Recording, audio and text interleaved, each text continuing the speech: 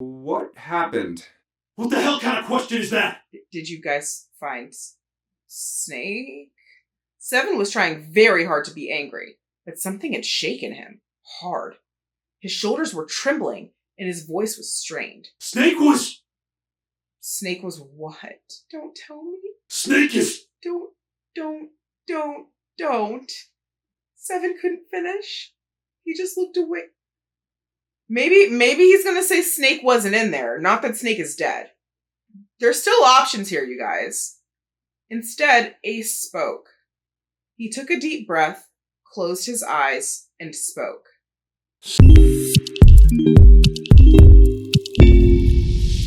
Hey guys, it's Mikayla, and welcome back to another Zero Escape video. You guys do not even want to know how badly I've been wanting to play this game. I have missed it so much. I have missed y'all so much, and in case you somehow have not heard by now, I was sick last week. We are not sick anymore. We are back, baby. We are not only back with a video today, but y'all will be getting another 999 video in, what's today?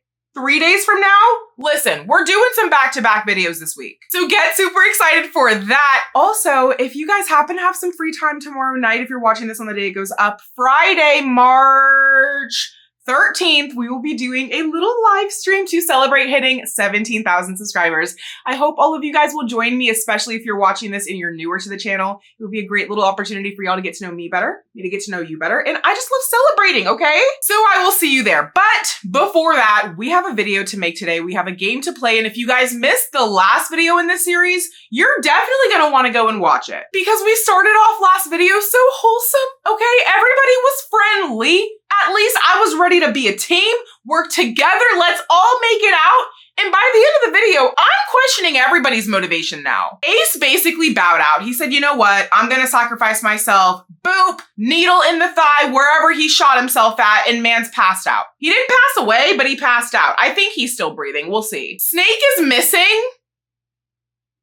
Awesome. Santa is Santa. Clover, we are now questioning whether her and Snake are actually real siblings or whether there's something deeper going on there. Not much about me, not much more about June, other than she's a sweet little baby angel to a fault. Seven may be faking amnesia. We will have to get more information on that. Lotus number 8. Oh, girl. I don't even know what to say about her right now. She is like just too emotionless, I would say, I think is a good way to put it. And then we all know what happened to 9. So we are going into today's video on a completely different foot than we went into the last video with. I'm very excited to see how everybody's stories continue to develop, but more importantly, we're about to go and do another escape room. So I am so freaking excited, and thank you guys so much for being here. The candle of the day is Lemon Lavender by Yankee Candle, and you guys, I don't know about you, but somehow I blinked and it's like 2 weeks into the month. Literally what happened. March is flying by.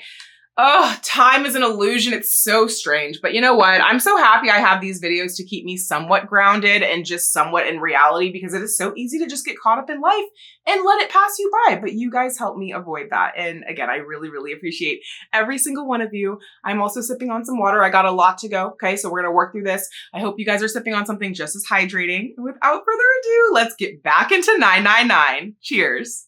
Okay, I've been explicitly told to literally watch the freaking cutscene, so we're gonna wait here as long as it takes, and hopefully it doesn't take too long, because it has been running as I did the intro. I had it muted and I wasn't looking at it, but I know it's gonna happen. It's just a matter of when.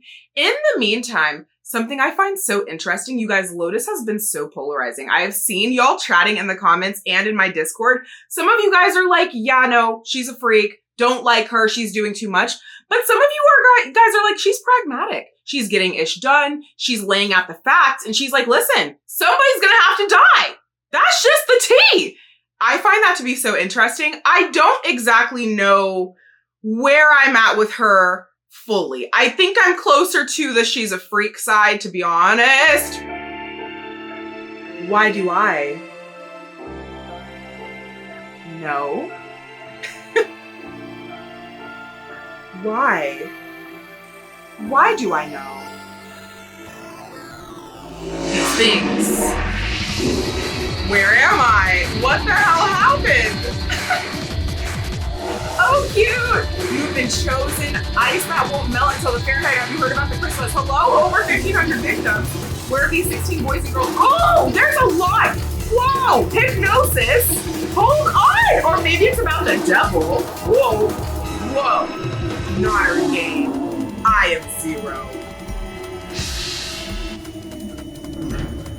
Seek a way out. Seek a door that carries a 9. Oh, this is so cool. 9 hours. That is the time you will be given to make your escape.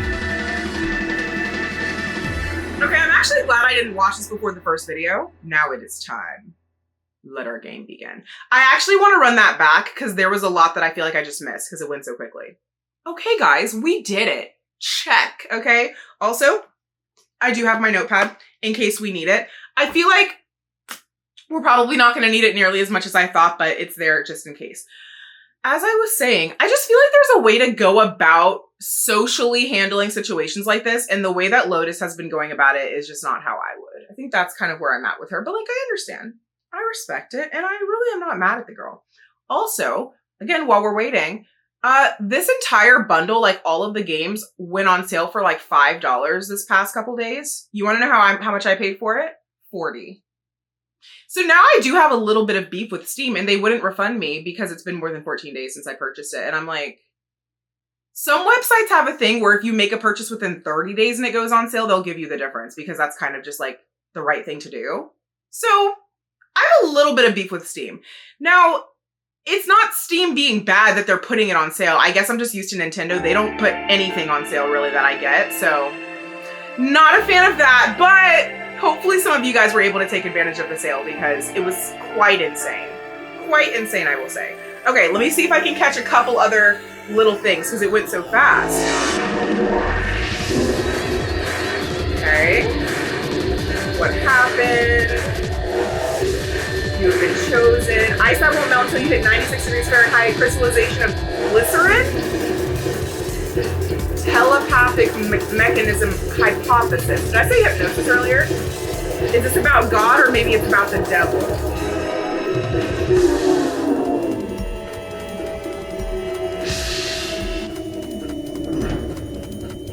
Seek a way out. Okay, so again, that was still a lot. But something I find very interesting is that there was an article that said 16 boys and girls went missing. Why do we only have 9? Where are the other 7? God. Okay, let's go. Let our game begin. Okay, popping right back in. I think we're using save data. Yeah, we're using save data too for now. C deck, large hospital room. Yes, please. I'm so excited. I love this game. I love this game. And guys, y'all have not recommended a bad game to me yet, so let's keep it going. Okay, once we finish all of these, let's keep the party going. At Santa's command, the group split and headed for their respective doors. Wait, before we do this, haha, I'm learning. Brief recap, because we don't really have a lot to look at here. This is showing B deck. I think the green is where we've explored, question mark, which is kind of concerning because my God, there's so much more left to go. Hello? Okay. Is that it? That was the only map? Oh, because that's where we are. And then flow. So this is what we're working with now. You know what? I already forgot what I predicted in the first video in terms of our route. I feel like I said I would go left. I don't know. Either way, this is what we're working with. In case you guys forgot, we will be replaying this at some point afterward to do all of the routes we did not do this time, which I will probably do as a live stream because that's usually how I've been doing it. But just a heads up. So we are now here. And I think we're about to go down this middle section. So we think we're just going to keep going straight down. And then hopefully reconnect with everybody if everybody makes it out. Cool. Anything else? Anything else? File. Is there anything new? Nope. We're good on the file. Calculator. Save. Okay. Let's get it. Santa, 7, and June walked toward door 7. While Clover, Lotus, and Junpei headed for door 8. And as I said, I chose 8 mainly because I want to keep my eye on Lotus. I want to know more about what the fork is wrong with her. And I think the best way to do that is to go with her. I'm actually also really happy Clover's with us too because she is, I would say, tied for second place in terms of most sketchiness with 7. For a long moment, they stood in front of the door. Lotus laid her hand against her chest and turned to Junpei and Clover. Are you ready? No. Yeah. Okay. Then shall we go? I guess. Oh, God. Okay. I get nervous like I'm actually in It's here. open. It is. A narrow hallway stretched out before them. Okay. Hurry! Oh yeah, we have 9 seconds. Lotus and Clover leapt through the door. Why just Lotus and Clover? Junpei, get your behind in there. The moment they did, their bracelets beeped. The detonators in the bracelets had been activated. Junpei stepped forward to follow them. No, no, no, no, no, no, no, no, no. What are we doing? But as he was about to step over the threshold, he stopped. Why? Junpei, you are not being a very good Junpei right now. Get your behind over that line. He looked to his left, toward door 7. Okay, guys, we're gonna be fine. This is what I need them to understand. Is there a guarantee we're all going to survive? No. No, there's not. Is there a guarantee we're all not going to survive if we keep doing what we're doing? Yes. So go. She turned and looked toward him. Their eyes met. June. Junpei. They nodded. Their farewell took almost 1.5 seconds. We don't have that. What the hell are you doing? Then someone took hold of Junpei's arms and hauled him bodily through the door. You know what? Based. Listen, Lotus is no nonsense. I will give her that. And somebody, I guess, has to be. He heard the sound of the numbered door slam shut behind him. His bracelet gave a cold electronic beep. 81 seconds left. Hurry! God. Lotus snapped at him and ran to the dead. Ugh. Junpei and Clover followed her as fast as they could.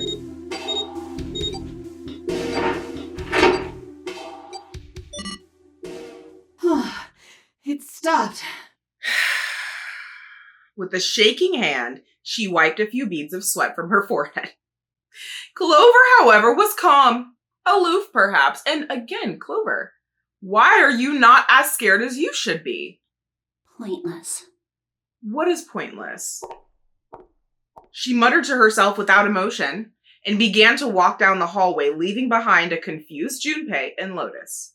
Lotus watched the girls receding back with a mix of frustration and curiosity. What an unpleasant girl. Takes one to know one. I bet she's not very popular with the boys. You know, something tells me you are, in fact, popular with the boys, Lotus. Like, I'll give you that. Her sarcasm seemed a little more biting than was perhaps necessary, but she sighed and started after the younger girl. Maybe pairing these two together was a mistake. Yeah, well, we had very limited options, so we're working with what we got. Too late now. I better catch up to them. After taking a moment to catch his breath, Junpei followed. Oh, it's a dead end. The hallway made a number of turns before at last coming to a dead end. There's a door on the left, though. For a few minutes, they stood in front of the door, examining it. Laboratory! Above the door was a plate with the word laboratory engraved on it. A laboratory? Huh. Do you guys say laboratory or laboratory? Because if you do, I will be referring only to you as Dexter from now on. If you know, you know. Oh, that doesn't sound very pleasant. I don't like the look of this place. Me either. But there aren't any other doors. It's not like we have a lot of choices. True. Junpei, Huh? please, you first. Oh, what happened to ladies first? Junpei suspected her politeness was motivated by something other than respect. Ugh, fine. Junpei muttered to himself and pushed open the iron door.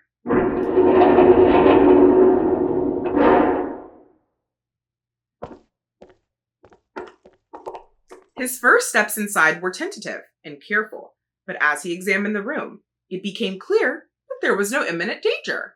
Lotus followed him in, and Clover brought up the rear. The room they found themselves in was divided into two separate areas by a curved wall. A thick glass window built into that wall made it possible to see into the other side of the division. You know, I think the window looks into another room. Maybe it's for monitoring something. Junpei walked to the window and looked through. What the hell? He wasn't sure what else to say.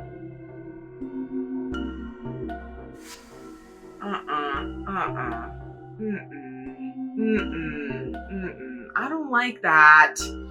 This looks like a torture chamber or some sort of experimental area. I mean, I guess, guys, again, we're having to really count our blessings these days with the games we're playing, because there's not many of them. It could be a real person. In fact, it could be number 9. At least it's a mannequin. I will take it. Not to be confused with Manny-Ken. Okay, so we're clear. In the center of the room, shaped like a quarter circle, a mannequin lay on what looked like a medical exam table. Looks so creepy. Junpei jumped a little. He hadn't noticed Lotus come up next to him. It's kind of like that doll is waiting for surgery. I'm not really getting surgery vibes, mainly because I see no surgical tools. I'm getting, we're gonna shock him and see what happens vibes. This is a laboratory, right? I'd say it's more like it's waiting to be experimented on. Exactly. Ooh. It's creepy either way. You don't think that thing's gonna suddenly sit up or something, do you? Well, gee, I hope not. Well, I don't know. I mean, look at all those cables sticking out of it. If we press the wrong button, I don't know. Stop it. Just thinking about it is terrifying. And also, I would like to add, if that is in fact a robot that can move, it's gonna take us down. Like, we're not gonna be stronger than the machine. Oh, she was gripping her arms, the knuckles on her hands white. Wait, where's Clover? Clover! She was still standing near the entrance of the room. Her face had the appearance of calm, but it was drawn and somehow sad. What is she? There was something almost pitiful about her. Maybe she just misses her brother. Maybe she's just worried. Oh, you know what? She was hoping that her brother would be in one of the doors, remember? That's how we got her to cooperate. We were like, Clover, he's not here. So he has to be there, right? We have to go through the doors to find him. We've gone through the door, he's not here. She's sad, that makes sense. Junpei walked over to her and as kindly as he could, spoke. Are you okay? Clover looked away. What are you talking about? What? I'm just worried about you. You've been real quiet. What? I can't be quiet if I want to? Well, I mean, of course you can. I just... Okay then. If I can be quiet if I want, just leave me alone, okay? Come on, you know I can't do that. We gotta work together. Clover bit her lip and was silent for a moment. Junpei, And suddenly, you just don't get it! her cry took Junpei by surprise and he stumbled backward a few steps, alarmed. My brother's not the kind of person who just leave me behind! Something happened to him! Something bad. Yeah. Junpei had nothing to say. Lotus jolted from her mannequin nightmares by Clover's voice, turned toward them. What happened? Clover's eyes slid to Lotus, then back to Junpei. Look, just don't bother me, okay? Leave me alone. Finished, she turned around. Before Junpei or Lotus could say anything, Clover had begun to walk quickly away. Hey, wait, Clover! Hold on! That way is... I told you to leave me alone! He might as well have been talking to a wall for all the notice she took of his cries. Not even slowing down, she made for a doorway cut in the wall in front of her. Without even slowing down, she passed through the doorway. Clover, watch out above you! Oh, God. Oh, God. See? Without warning, an iron gate fell from the ceiling like a portcullis. Portcullis? That sounds wrong, but I think that's right. Sealing Clover in. What the heck? What's going on here? What's going on here, Clover, is you decided to run through an open doorway without consulting the group. So now you're in jail. Clover grabbed hold of the iron bars and shook them as hard as she could, as if that would do anything. Hang on. I'll get it open. No, you won't. How are you going to do that? Crying out. You'll never do it on your own. Junpei grabbed the bars and pulled. Guys, why do we keep thinking we're stronger than iron and metal? I'm really missing the logical connection there. In a moment, Lotus joined him. The three of them pulled as hard as they could, but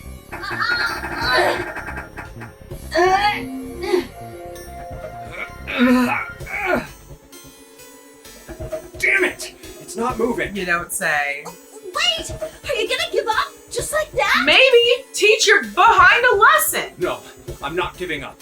This has got to be another one of Zero's puzzles. Obviously it's a puzzle, but can we all just take stock of the fact that going forward, we should consult before we pretty much move anywhere to avoid things like this from happening? If it is, then there's gotta be a way to open it. Junpei nodded. Just what I was thinking. Now all we gotta do is find it. Lotus and I can look around out here. Clover, you're gonna have to see if you can find anything in there. By the way, I just want to confirm, we do believe she walked through the doorway into the area with the mannequin that's connected to wires that could come alive and kill us at any point, right? That's probably where she is right now. Oh, yes, I'm on it. All right, guys, here we go. Seek a way out. And I shall. Seek I shall. Okay, laboratory. So, we are working with two separate areas, if you will, although it is one room, for lack of a better word. In the bottom left section, we have the separation. When you walk down the stairs, you enter some sort of examination room. We have a mannequin connected to wires. It looks like if you keep going, there's some sort of hallway, pathway, side section. Don't know what's going to be in there, but hopefully Clover can let us know. There's also a sink in there to wash your hands. Great. At least we're prioritizing hygiene. On the outside perimeter, which is where me and Lotus currently are, it looks like we maybe have some boxes, a cabinet, a table, some devices. I don't know. We're going to have to do a lot of exploring to see what the fork we can make shake, because it's not looking good. It's not looking good. I'll tell you that. Okay. Let's see. A silver handrail. A window made of really thick glass. I don't even think a bullet can break it. Do we think it's bulletproof? Oh wait, that was new. Doesn't matter what I hit it with. It might as well be made of steel. It looks like a regular handrail. Okay.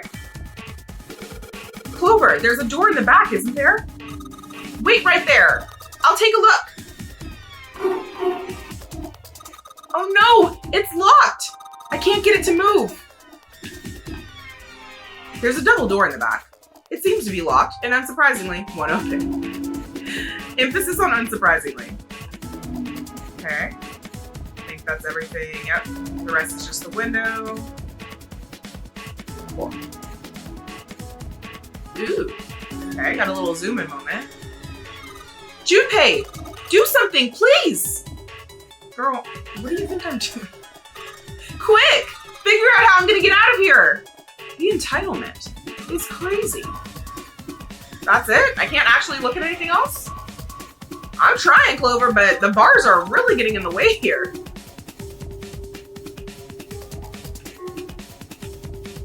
Okay. Yeah. Really just being thorough, guys. Make sure I'm clicking on everything. But yeah, doesn't really look like I can do much there. Okay. Let's move. Ooh. New angle just dropped.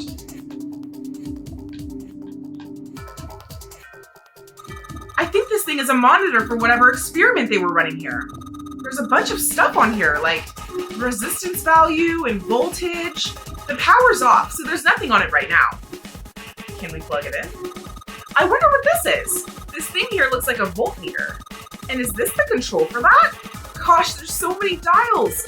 Why don't you try turning one of them? Nope, nothing. There's no power here, guys. I turned the dial a whole bunch, but even if I turn all the switches on, nothing happens. Okay, so maybe the power source is out where Lotus and I are. That is very possible. Is there anything unusual on that machine? Well, I don't know. You know, there are a bunch of cords hanging out from the bottom of it. Jeez, this is a lot of cords. It looks like they all go over here into the mannequin's head. So the device and mannequin are connected. What the hell were they doing in there? Man, back when this laboratory was active, that was not a mannequin in there. I hate that so much. It was a real life human on that table. I wonder what, no, I don't want to think about that. According to Clover, it's some kind of device that can regulate voltage. There's no power going to it though. This is a monitor. There are a whole lot of cables under this table. I wonder what they washed here. There are these weird colored stains all over the sink. What color? It's a wash basin, more commonly known as a sink. Okay. Alright, I think that's all the dialogue with those. Is this, like, an examination table? There's a creepy mannequin in here, guys. There's something sticking out of the mannequin's head, like wires or something. What the hell were they doing in there? Huh? Why is she all quiet now? They were doing experiments on humans, probably. Oh man, now she looks sad. Where is Lotus? Lotus is just vibing. Okay. I guess this drain is for water, huh? Well, there's nothing here. A drain for water. It hasn't been used in a long time, so it's completely dried up. Okay. I don't know what kind of table this is, but part of it's all black. There's a pen lying over here. I think somebody probably used it to make the table black. Well, if they had only used the pen on one part of it, there's probably something underneath all that pen. Clover, do you think you can erase it? Yeah, sure. Oh, this is permanent marker. Junpei, do you know how to erase ink from a permanent marker? Erase ink from a permanent marker, huh? Give me just a minute, Clover. I'll be right back. Part of the table's been colored over in black with a permanent marker. If I could find something that could get rid of that ink, I could hand it over to Clover through the bars. Okay, so I do fear that in the phrase permanent marker is the word permanent, guys, but I love the optimism.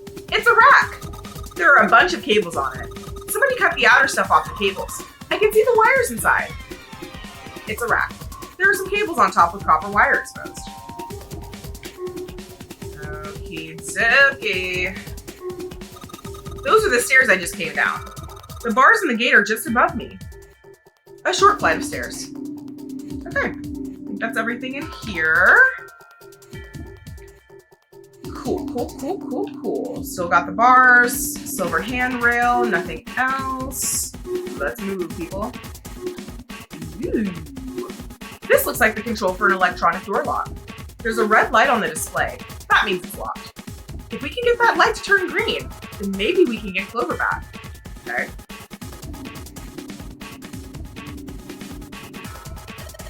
This looks like the control for some kind of electric lock. The red light is on. Then it's gotta be locked. There's a green light just below it. Although that one isn't lit. I bet it'll turn on if we can unlock it, right? Yes, but how are we going to unlock it? There's no keyhole, no card reader, and no keyboard for putting in a password. I have no idea. The control device for the electronic door lock. There's no way to input the password though. If we want to open this door, I bet we need to do something somewhere else. It looks like this door is the exit. The door on the right just goes to the lavatory. Nope, this door isn't going anywhere. No dice. It won't open. I mean, that's about as much as I expected. I don't think Zero would let us out of this room quite that easily. Alright, let's think about ways we can open this door. Like what? Everything suggests this door is the exit. The only problem is figuring out how it opens. Not much to work with so far, you guys, which sometimes is honestly fun. Okay, so in my experience doing escape rooms in real life, because like I said, I've probably done like 40 to 50 of them IRL. That's my thing. Like whenever I go to a new state, a new city, I do an escape room and I take them very seriously. I prefer escape rooms where there's too much. There's keys left and right, codes, puzzle pieces, maps, charts. I love that. Sometimes I've done escape rooms where there's like nothing. You get like one piece of evidence and you're like, what do I do? Like, I don't have anything. I don't have codes. I don't have keys. I don't have anything. That's what this is giving me. And those are honestly more stressful. The hands on the clock have stopped moving. The clock may stop, but time goes on. No time to screw around. We need to figure out a way out of here. It's a clock. The hands have stopped, so we don't know what time it actually is. I think this thing's supposed to power that machine in the other room. Well, it doesn't appear to be doing that. I wonder how we're supposed to turn it on. The power distribution board and the control panel, they're not working at the moment. This is a really old type of keyboard. This keyboard is pretty old-fashioned. This is a keyhole. This looks like a cable for the activation key. Okay, cool. I might be able to activate this thing if I put in the right key. Okay. Nothing with the buttons over here. Okay. Alright, that's it. Again, limited information, guys. Alright, that's the whole control board. There are 2 levers here. Do you think they activate something? Well, why don't you move one? Alright, I'll give it a try. Nope, doesn't look like anything's happened. The only thing about this room that's changed is that the lever is down now. Not very impressive. Okay, so God, I just mixed the word confirmed and confirmation. Confirmed that the lever does move. Just because we didn't see something happen though does not mean something didn't. As I said, I've done a lot of these, guys. I know how it works, okay? Something probably changed or will change at some point. I wonder what this cable is connected to. Okay, one side of this thing is in the room with us. The other side extends into the laboratory where Clover is. In other words, the console in front of us is connected to the device in the laboratory. There are thick cables covering the walls and ceiling. Okay. There's a lot of stuff here. I don't know how we can use any of these. Well, I can say for sure that I do know how to use at least one of these things. Which one? The one on top. I think it's a power cable. The power cable, huh? I'll take that. Hey, guys, we got something. 3-pronged power cable. Look at her, very gorgeous. This is definitely a power cable. Do you remember if we ran into anything that didn't have power? I think we did. Okay, noted. A stand for various pieces of equipment. Some of them might be useful. All right, I think that is everything, people. Do we have any more walls? Ooh, yeah, we got Big Mama. This monitor doesn't have a power cable. So, one end of this cable needs to be connected to a monitor, and the other end needs to plug into the desk. All right, let's just slip you in. Huh? Well, shoot, I can't use this. What's wrong? This cable has 3 prongs, but the socket only has 2 holes. It's not gonna fit, is what I'm saying. In other words, we're gonna need a plug to change the power cable into one with 2 prongs. That's right. Why do we need a freaking adapter, bro? My God. The keyboard. The mouse. We've got the power cable, but without the 2-prong plug, it can't be connected. Okay. I mean, my first thought was that it just connects to something else, but I guess we will look for an adapter.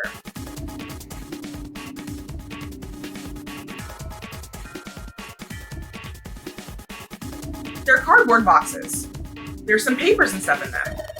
What's in the boxes? They look quite full. As far as I can tell, it's a bunch of notes about some kind of experiments, but it's all really technical and stuff. I don't really get it. They're cardboard boxes filled with papers. Ooh. Hello. There's something in here. Ethanol.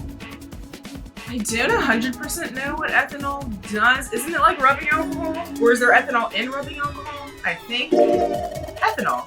I wonder if this is for antisepsis.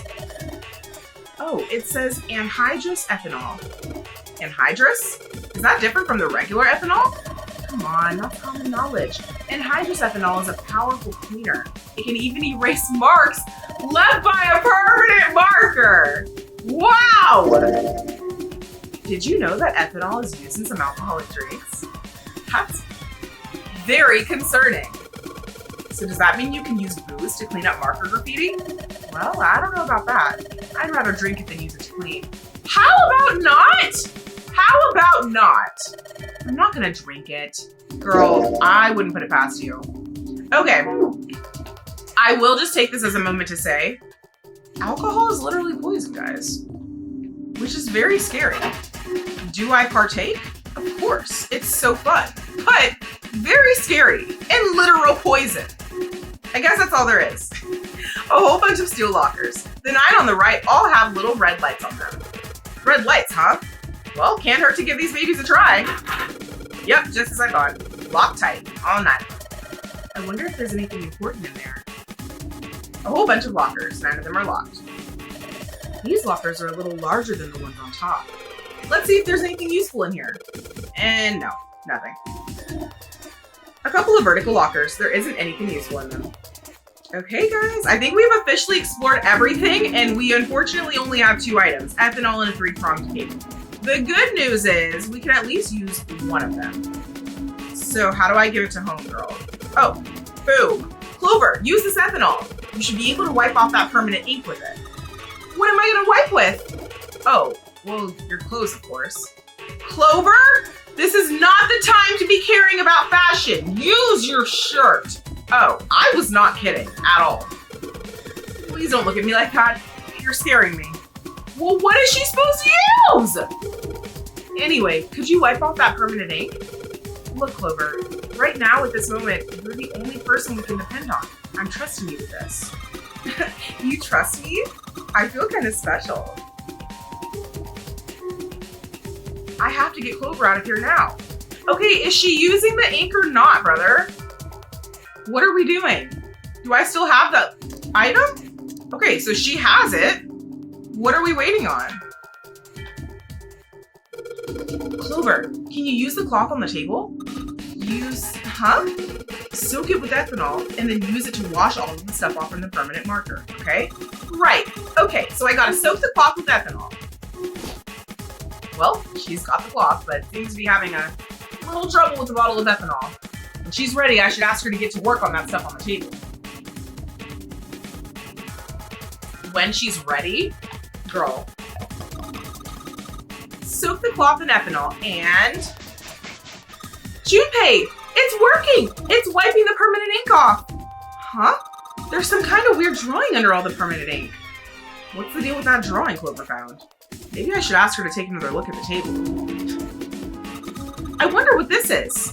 There's a bunch of numbers and some kind of grid. I can't see it from here. Clover, you've got a pen and a notebook, right? Could you write those numbers down and then hand them to me through the bars? Okay, Roger. The stuff on the table seems like it's some kind of hint. Okie dokie. Let's go back to the bars. Here, Junpei. I wrote down all the numbers from the desk on here. Paper with numbers on it acquired. Hey, new material has been added to the file screen. Well, hold up just a minute. Hey, Clover's note. The note Clover copied from the stand in the laboratory. It has 4 numbers written in 3 separate cells. Okay, so we have a 1, 2, 3, and 4. 3 and 2 are at the top, 4 is in the middle, 1's at the bottom. I feel like this is some sort of code for the 9 lockers. Is that all the new stuff? Yeah. Okay, so let's go back toward there. Okay, wait, let's use... Oh, okay, so it didn't become an item. Oh, wait, maybe it's these. No? Okay, so Clover's note did not become an item for me to actually, like, use on stuff. You know what I mean? Hello? Oh. Where is the item screen? I know there was a quicker way to get to it. Also, did not realize I could change directions like this. T! There we go. Okay, got it. Yeah. So we can't, like, use the note on anything, but it has not... Okay, let me go back in here. I don't think there was anything else with a 9 anything, and she handed me the note for a reason.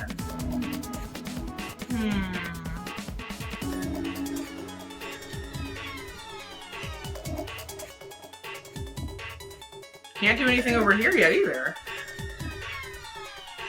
Okay, so either I'm mistaking on what we need to use it on, or we are missing something that will allow me to plug the computer in.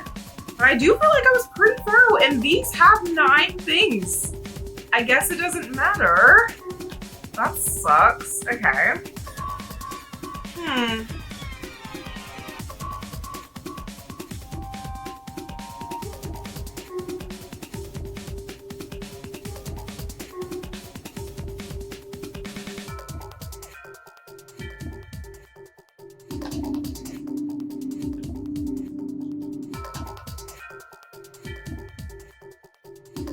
Okay, it has to be something back in Clover's area then, right? I hope those numbers are going to be helpful.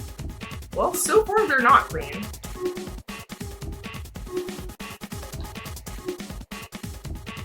What else am I missing in here? Oh, hey Clover, how are the power cables over there? Huh? What do you mean? Does the plug have 3 prongs or 2? I don't know what you're talking about. Let me go look. Yes, she does have to kind of crouch down and get a look under there. The cable on the monitor has, it's got 2 of those little metal things. What does that mean? That's it. Okay, can you unplug that cable and bring it over here? Okay, but, well, I can unplug it, but it's connected to the main computer. I can't take it over to you. Damn it. It's no good then. Well, how about just the plug? What? The plug? Well, maybe more like, oh, the plug? Well, maybe more like a connector? It's sort of the thing that makes the plug with 3 metal thingies into a plug with 2 metal things. Still useless? Not useless. Not useless at all. That's just what we were looking for. Okay, can you hold on for a little bit? And back down she goes. All right, unplugged. I'll hand it to you over at the bars, okay? Period. Here you go. The 2-prong plug. Thanks. Let's go. Combine. Okay, put the 2-prong plug onto the head of this power cable. Now we got a 2-prong power cable. Hey, it fits perfectly. This should be just what we need. Hell yeah, brother. Let's fork it go. Okay. Back over here. All right, I've got the 2-prong power cable in my hand. Pretty sure this will work. Under the desk I go. And let's just plug this thing into the monitor. All right, that ought to do it. All right, let's turn the power on. I don't think anything's going to happen. Why not? Well, it's not connected to the main computer. You never know unless you try. Pretty optimistic. Junpei pushed the button on the front of the monitor. Oh, that worked. With the soft hum, it turned on.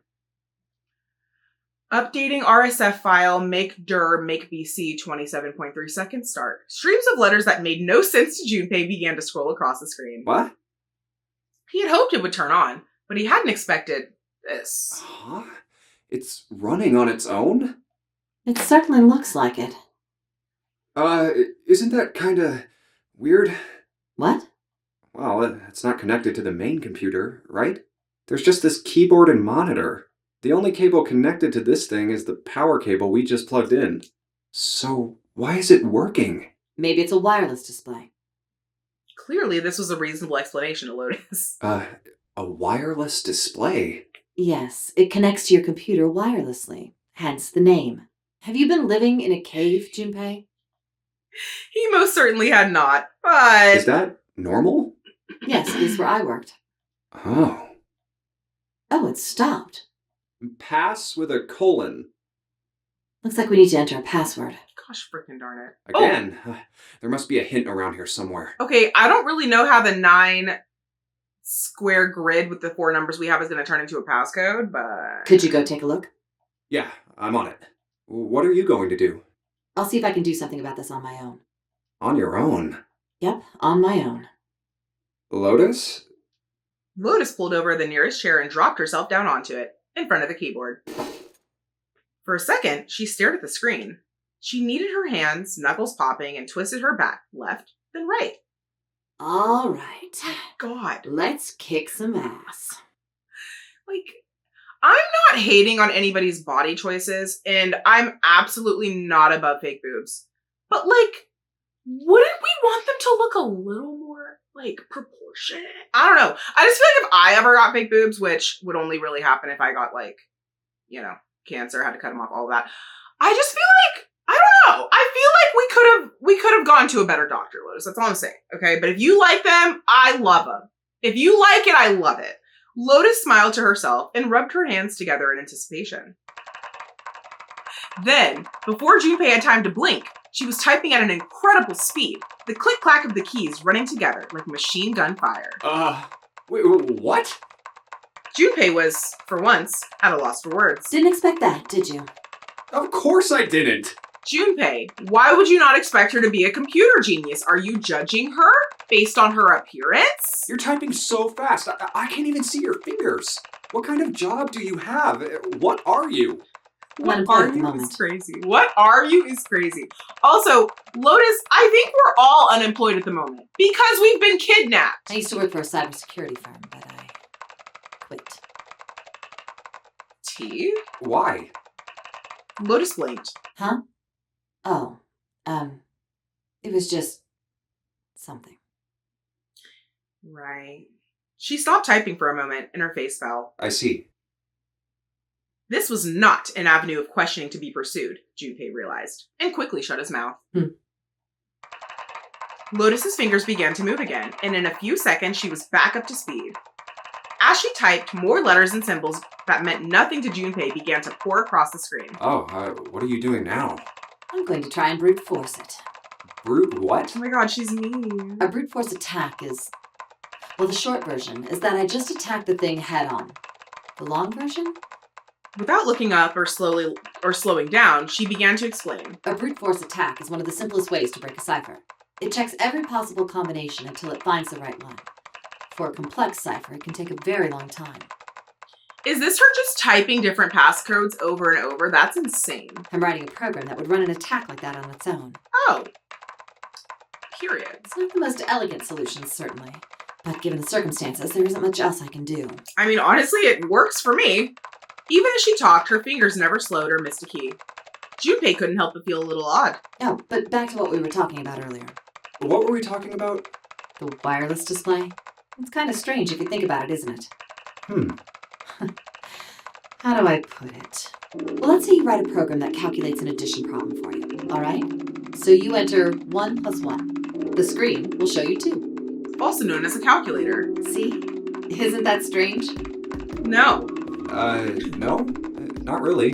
No. Oh, come on now. Of course a caveman like you would think it was strange. You said so just a minute ago. You're just not getting it, are you?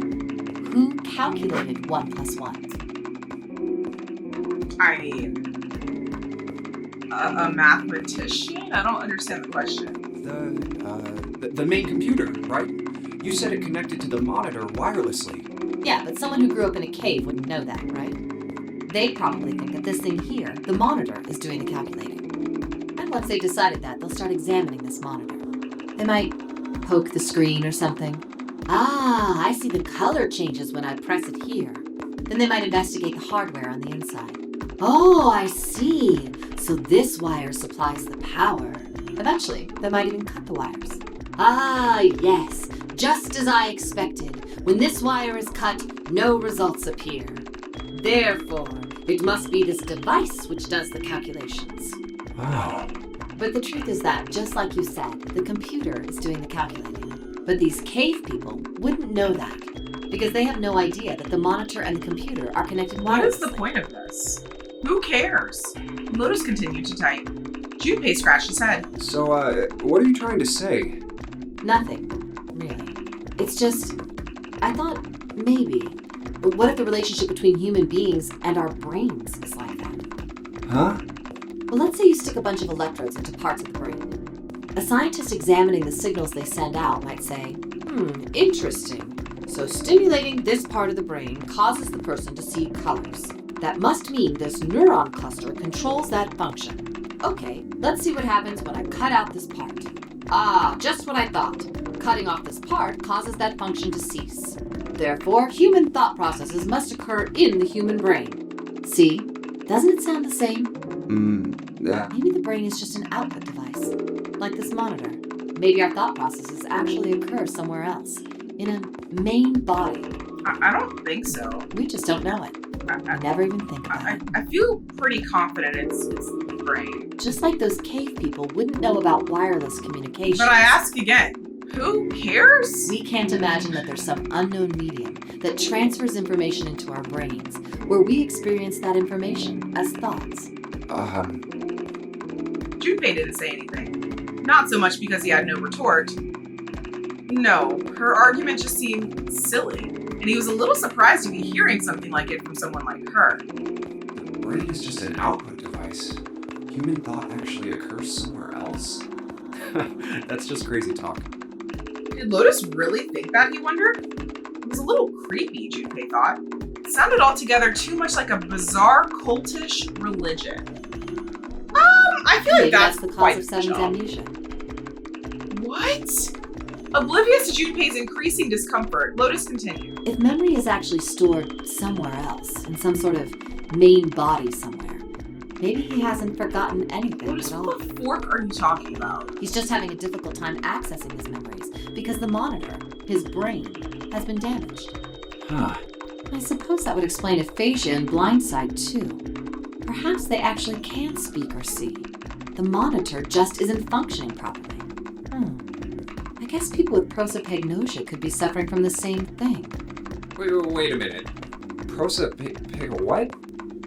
He knew what aphasia was from watching medical dramas on TV, and blindsight was easy enough to guess, but he'd never heard of the word prosopagnosia before. What? You've never heard of prosopagnosia? Lotus spun around in her chair to look at him. Junpei just shrugged and shook his head. No. What is it? Well, put simply, it means a condition where the mind can't distinguish between human faces. In other words, my face would look the same as Clover's or Okay. even yours. I'm like, is that what I have? But no, I don't have that. I just can't remember people I've met and their faces. Guys, it's really a problem. Like, the way that I will be at a network event and I'll be like, shoot, was that the person I was just talking to for 10 minutes? I've already forgotten. Like, brain does not work. So they can't remember faces, which is how most people recognize each other. I do recognize their faces are different. I just don't commit their faces to memory. That means that people with prosopagnosia have trouble recognizing even people they're Okay, yeah, close no, to. that's not the problem. Usually they can make do by associating people with other things. Their voices, their That's clothes, wild. their hair. Does that mean other people's faces look like blanks? No, I don't think so. Well, you've seen monkeys, like in a zoo, right? To you and me, all the monkey faces look the same, even though they've obviously got faces. It's almost impossible for a human to distinguish between them. The zoo staff that works with them would learn to identify different monkeys eventually, but you or I couldn't unless one had a scar or something else to set it apart. Well, that's how people would be to someone with prosopagnosia.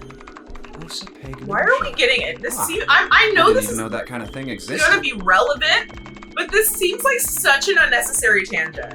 Junpei did his best to act as though the entire lecture hadn't gone entirely over his head. And, what were we talking about? The idea that your brain is just an output device, like a monitor. Are you serious about that stuff? Not really. I was just kidding for about half of it. What about the other half? Well, I guess I was just adulting. What are you talking about? What are you talking about? Not funny.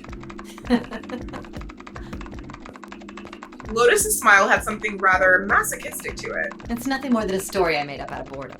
Don't take it seriously. Fun stuff, Lotus. I'm very entertained. It was the first thing that came to mind, and I just talked about it to kill time. Oh, But looks like I don't need to talk anymore. she completed the program. Why? I don't have to kill time any longer. Did you get in? As she spoke, Lotus raised her right arm high, and she brought it down on the enter key. Oh, then you finished that brute whatever thing? I certainly did. And let's see what we got. Queen. Chunks of text flickered on and off in quick succession, and then a line of numbers appeared, blinked, and disappeared. The screen cleared, and all that was left was the word accepted. Piece of cake. Coders are so fascinating to me. I think that is one of the coolest skills you can have. And it's a skill anybody can learn. Like, that's probably on my list of skills to learn when I'm like in retirement and have literally nothing else going on. Cause like, why not? So fun.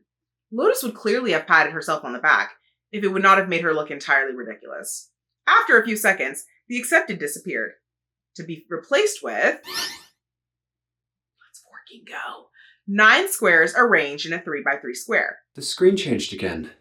What the hell is that? Okay, can I like really quickly review? I think I remember where everything was, so let me just make sure. 3, 2, 4, 1. Got it. No idea. Looks like a puzzle. Suddenly, Lotus stood up. Huh? Aren't you gonna, I don't know, do more computer stuff? No, I can't do anymore. It won't let me do any more programming. See? The keyboard. Nothing. Keyboard broke. So, there's nothing more I can do.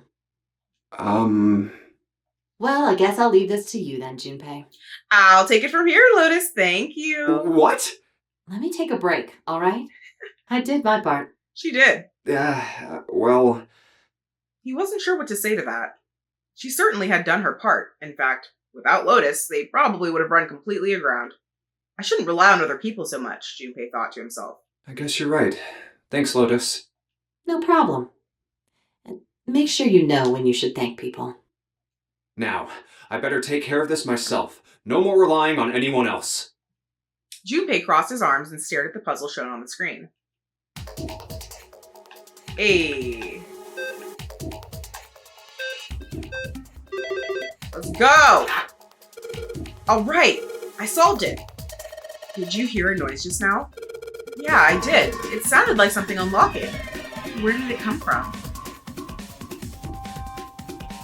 Whoa! Look, Junpei! The lights on the lockers are green. And we must have unlocked it with the computer puzzle. Is that a freaking key? What's in here? Keys? Yes, grab them, you dud. There's more than one key in here. This one is small. It looks like it goes to some sort of machine. And this one has the Earth symbol on it. I think the Earth symbol matches a keyhole in the door on the A deck. Well, if that's the case, we probably don't need the Earth key right now. All right. Earth key, I'll just tuck you away deep in my pocket. Now, as for the other key. Activation key. Yeah. What key is this? From the shape of it, I'd say it's not for a door. Probably some sort of device. Oh, what is it? I wonder, do you think maybe this is the activation key for that thing? The activation key? Yes, it has to be. I feel good about this. Okay. It was just at that moment that he heard a voice behind him. It was Clover. Hey, Junpei, do you have a minute? Not really. He put the puzzle aside for a moment and walked over to Clover. What's up? I wanted to ask you something. What's up, Chloe? Junpei, you went into door 5 with my brother, right? Right. Did you hear him say, anything weird? Not that I recall. Huh? Why is she asking me this? Junpei wondered. The more he thought about it, however, the more it made sense. Snake had been gone for a long time. Clover was quite attached to her brother. Of course she would have been worried about him. Well, let me think. He thought back to when he'd gone through door 5, hoping he might remember something, even a small something that would help her. However... Sorry, Clover. I can't really think of anything. Yeah, again, Seven said a bunch of weird stuff, but I don't think Snake said anything out of the ordinary. I mean, he did mention that his hearing exceeds that of a regular person, or something like that, but that's about it. Okay. Clover's words were barely audible. She nodded vaguely to Junpei and turned to walk away. Hey, wait a minute. Look, I don't know if I should ask you things, but if you don't mind, I was hoping you could tell me if, is Snake, was he born? You're talking about his eyes? Yeah. No, he wasn't born blind. When he was a kid, he got in an accident. A really bad car accident. That is so freaking sad. He couldn't see after that. Oh my god. And his arm. His arm? Yeah. My brother's left arm is, it's not like a normal person's arm. It's fake. It's not a real arm. Huh. The accident hurt him really bad. To save him, they had to cut off his arm. You know, I understand that medically that's a thing that is way above my head because, again, I'm a lawyer, not a doctor. But the concept of having to cut off somebody's limb to save them is so wild to me. Like, I can make it make sense if there's like a flesh-eating bacteria that's like on your foot, right? And if you cut it off at the ankle, boom, can't get to the rest of your life. Okay, I get that. But why Would you have to cut off his arm from a car accident to save him? Oh. Is that all you wanted to ask me? Talking about her brother had clearly taken a great deal out of Clover. Junpei nodded. Look, I'm sorry for making you talk about all that painful stuff. It's not that. Clover only shook her head and walked off down the stairs.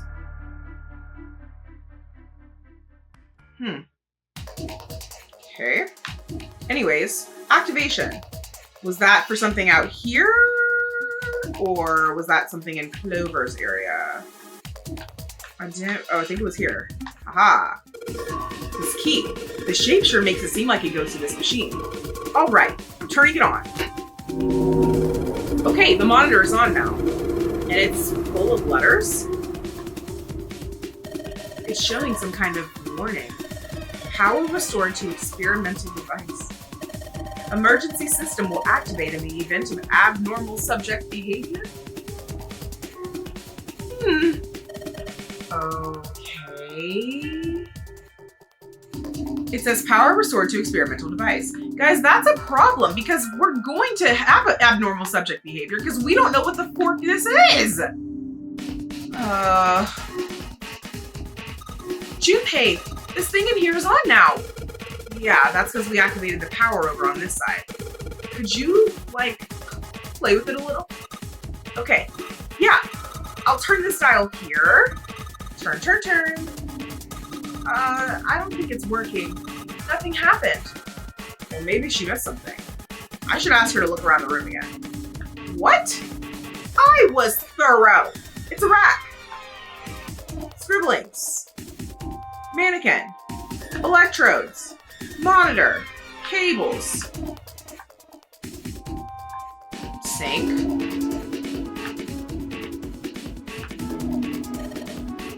Maybe if you increase the voltage? Roger. Will do. Okay, I'm gonna go all the way to max voltage. Max voltage? Hey! Wait, Clover! Oh, shoot. What? I think... oh no! Oh no! Oh my god! We really don't want to fire right now. Yeah! Clover! The mannequin's head! Oh man, that sounds like a fire alarm! What the hell? Fire detected, fire detected. The emergency system will be activated. Evacuate the room immediately. Okay, something just unlocked. Oh, hello? Junpei, look at the light.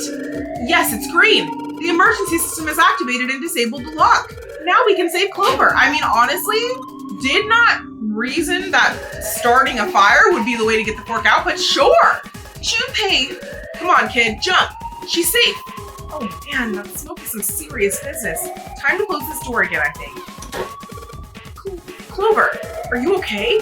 Are you hurt? Damn, she's coughing so hard she can't even talk.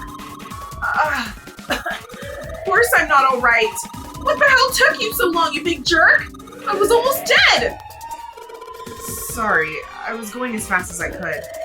You two can do this later. Right now, we need to get the hell out of here. That fire is not going to stay in that room forever.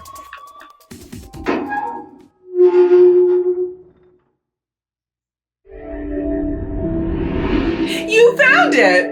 Let's go. Okay, interesting. Junpei, Clover, and Lotus leapt out of the laboratory, also known as a laboratory, slamming the door behind them. Whew, thank God we got out of there. Yeah, finally. Yeah. All three collapsed against the wall, breathing heavily.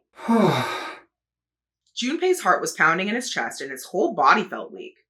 He inhaled gulps of clean air, and with each one, he could feel his body begin to calm down. All right, let's go. Okay. They nodded to each other and started off down the hallway. Before long, they found a few new doors, but all of them were locked. Damn, none of these open. They're all locked. How about that one? The final door sat in the corner of the hallway. Let's hope this is the door with the prize. Junpei grabbed the door handle and was about to pull it open when a voice cried out behind him. It was neither Clover nor Lotus, but he recognized it. There was no doubt the voice belonged to... Junpei! Junecake? Huh? He spun around.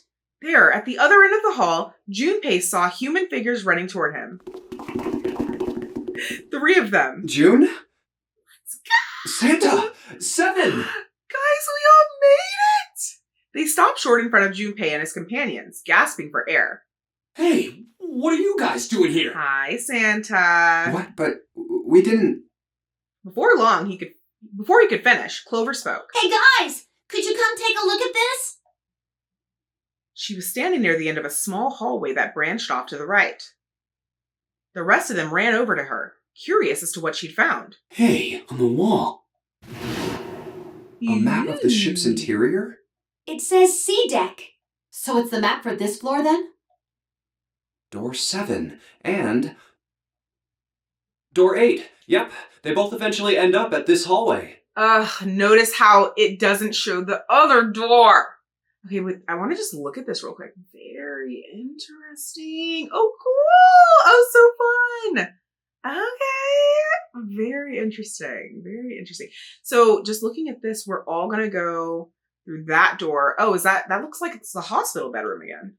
In fact. Yeah, isn't that what I said?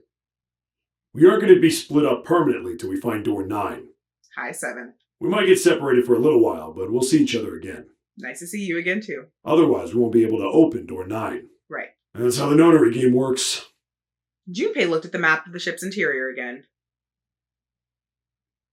Wait a sec. This leads to... As he looked more closely, his surprise and excitement gave way to weariness. Oh! You've got to be kidding me. One by one, the others saw what he'd seen. We may as well go. Yeah. As one, they all moved back toward the door Junpei had only a moment ago been ready to open. Oh, almost forgot. We should keep this. He pulled the map of the ship's interior off the wall and put it in his pocket and followed the others. The 6 of them stood in front of the door, arrayed in a semicircle. Santa stepped forward. He took hold of the door and spoke without looking back at the other 5. Ready? I'm gonna open it. They nodded their silent assent. With a deep breath, Santa threw open the door.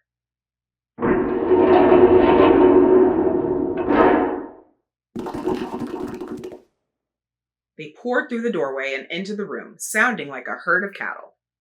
Even without looking around, each one of them knew where they were. I knew it. They were just where the map had said they would be. We're back. Yep. In the hospital room.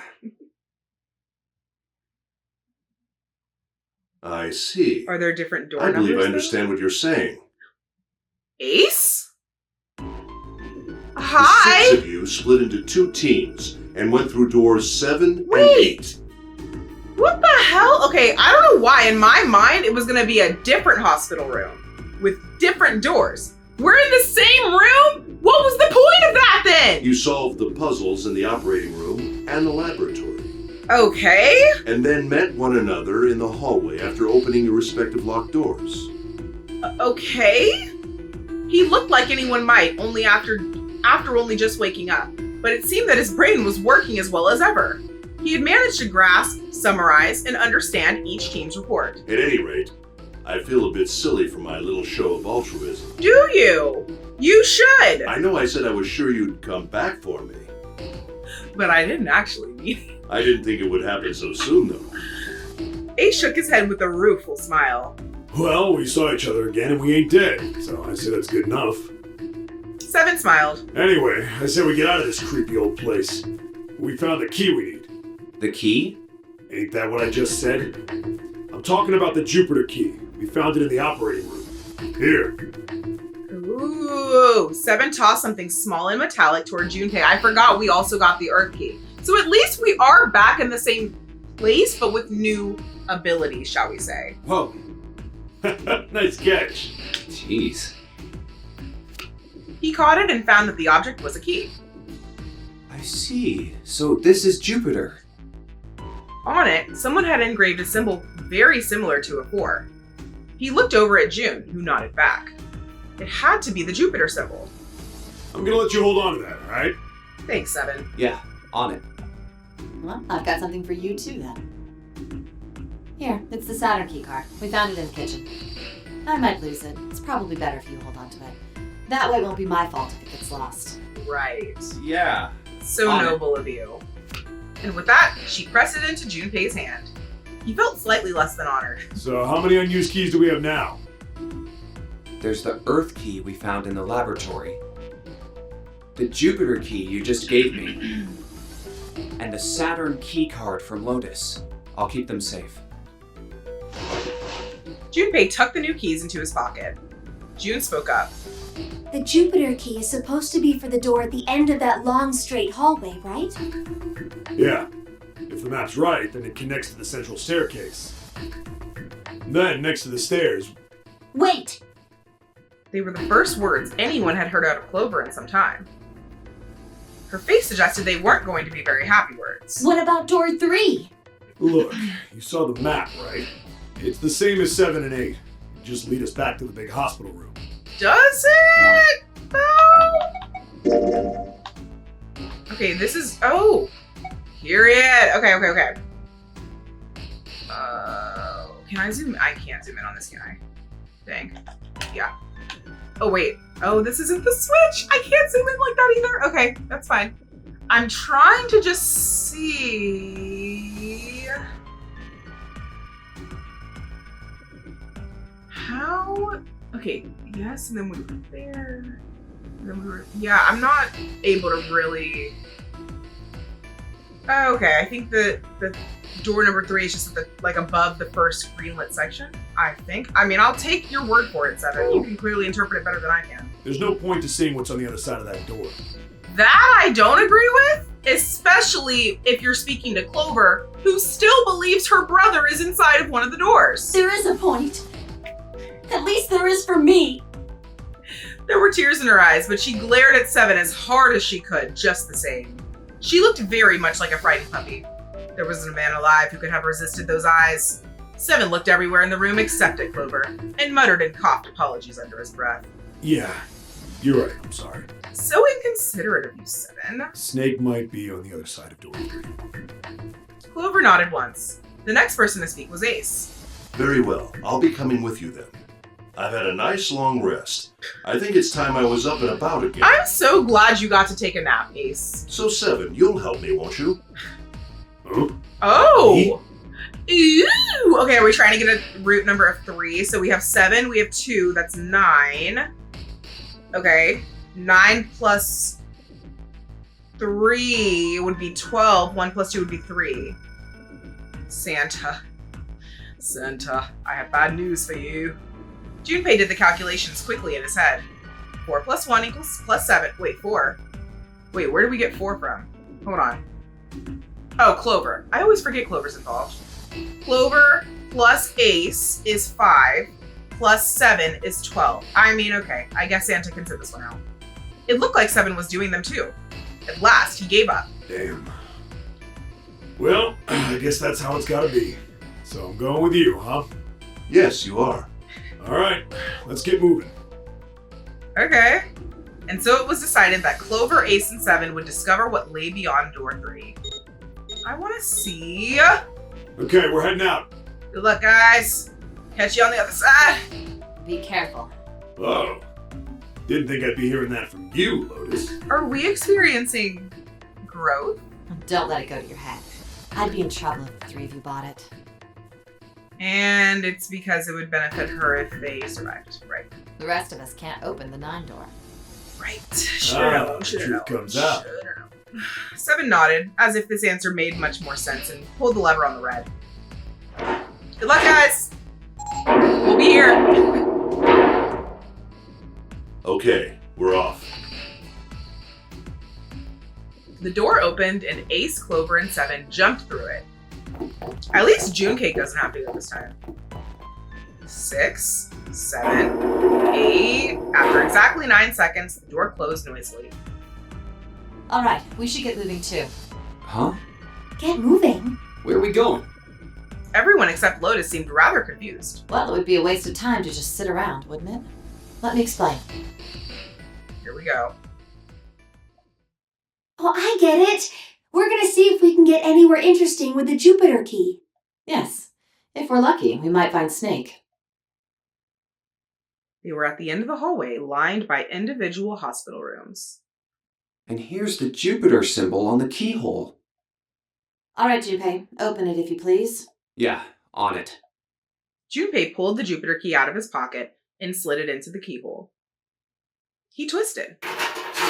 With a nice sharp click, he felt the door unlock. Junpei sucked in a breath, held it, and opened the door as quietly as he could.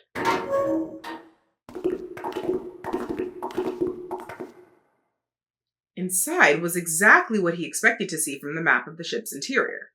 They were in a tremendous hall, almost like a ballroom, with a massive central staircase. Great, back to the beginning. You sure this is a good idea? What do you mean? Well, we already searched every inch of this room, didn't we? I'm asking you if there's any reason we came back here.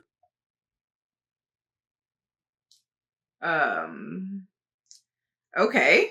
Again, I like to think through my responses when it gives me a choice, so let me break it down a little bit.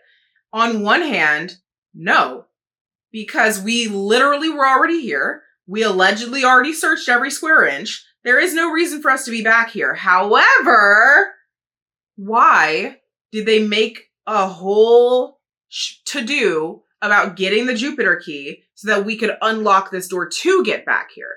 I feel like that means maybe there's something else here that wasn't there before. Maybe something we have that we didn't have before will allow us to do something in here that we weren't able to do before. So I feel like, of course, there's a reason. Of course there's a reason. Man, sometimes I can't tell if you're smart or just lucky. Huh? Dead. This. Junpei pulled two things out of his pockets. Exactly. The Saturn key card. Oh my god, the And candles. the Earth key? So I'm lost. Santa cocked his head to one side like an inquisitive bird and looked at them. After several long moments, during which it became apparent that Santa had no idea what the cards meant, June took pity on him. Don't you remember, Santa? On C deck, where we are now, there was a big elevator behind the stairs, remember? And next to the elevator, there was a card reader with the Saturn symbol on it. And on A deck, on the door to the left, there was a keyhole with the Earth symbol on it, I think. So the two keys that Junpei has? Should let us use the elevator and the door on A deck. Huh. Welcome back, Santa. Yes, that's right. So happy to have you here. June smiled, pleased with herself. So did Santa. All right, I got it. Let's get started then. What do you say we split into two teams? Why are we always splitting up? I mean, I understand we don't have much time, but my god, we can't keep doing this. But you know what? If we do, maybe I can make some headway on that engagement I'm planning with Junpei. Lotus and I will search the Earth one, so you two can search Saturn, all right? I mean, I guess. Sounds good. Then you guys should take this key. Junpei handed the Earth key to Santa. They decided that their initial search should be brief. We have no idea what's on the other side of these. So don't go too far. Just search for 10 minutes and come back. 10 minutes and come back. Okay. Plan decided, the two teams split it up. They didn't split up, they split it up. Period. Junpei and June headed for the elevators. There's a card reader next to the left elevator. Then let's try out the Saturn key card. I'm kind of scared. A light on the upper left corner blinked to life. Great! It looks like it's working now. All right, now how do I call the elevator? Elevators just feel very, serious. Like, we're about to take an elevator in this junk versus just unlocking a regular door. Why do I feel like we're going to be more in danger than the other two? I don't know. There was a single button to the right of the elevator door. Oh, it only has the upside down triangle on it. To go down? I guess there's no up button. Well, we may as well try pushing this one. The door slid shut, and they heard the grinding of the motor as the elevator car moved down.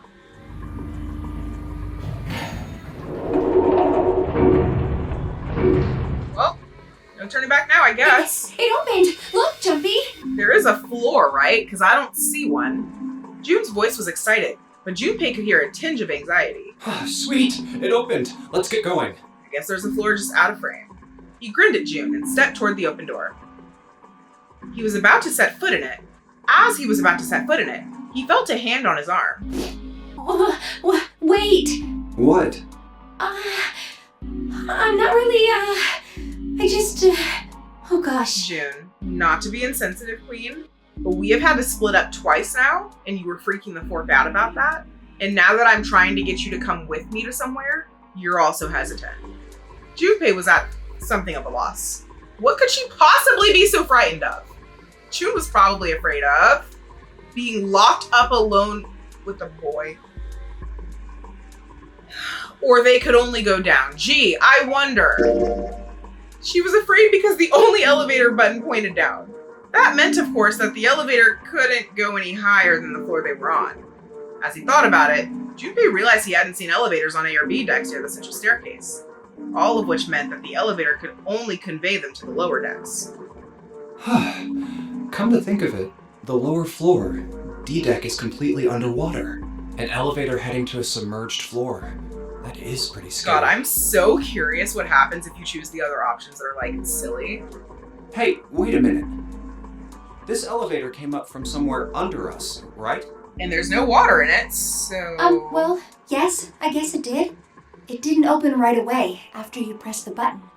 There was a motor noise like it was moving, and then it opened. Yeah, exactly. Yes. So, take a look inside. Junpei jerked his head toward the interior of the elevator. It's not wet at all, is it? The walls and even the floor are totally dry. Exactly. Oh, you're right. They are. She looked around the elevator, slightly embarrassed. Well, let's test it. Test it. Yeah, watch this. Now, I'll just put one foot inside the elevator and look over at the buttons. Oh, there's only two, E and C. All right, I'll push E. He pushed the E button and jumped out of the elevator. The door slid shut, and they heard the grinding of the motor as the elevator car moved down.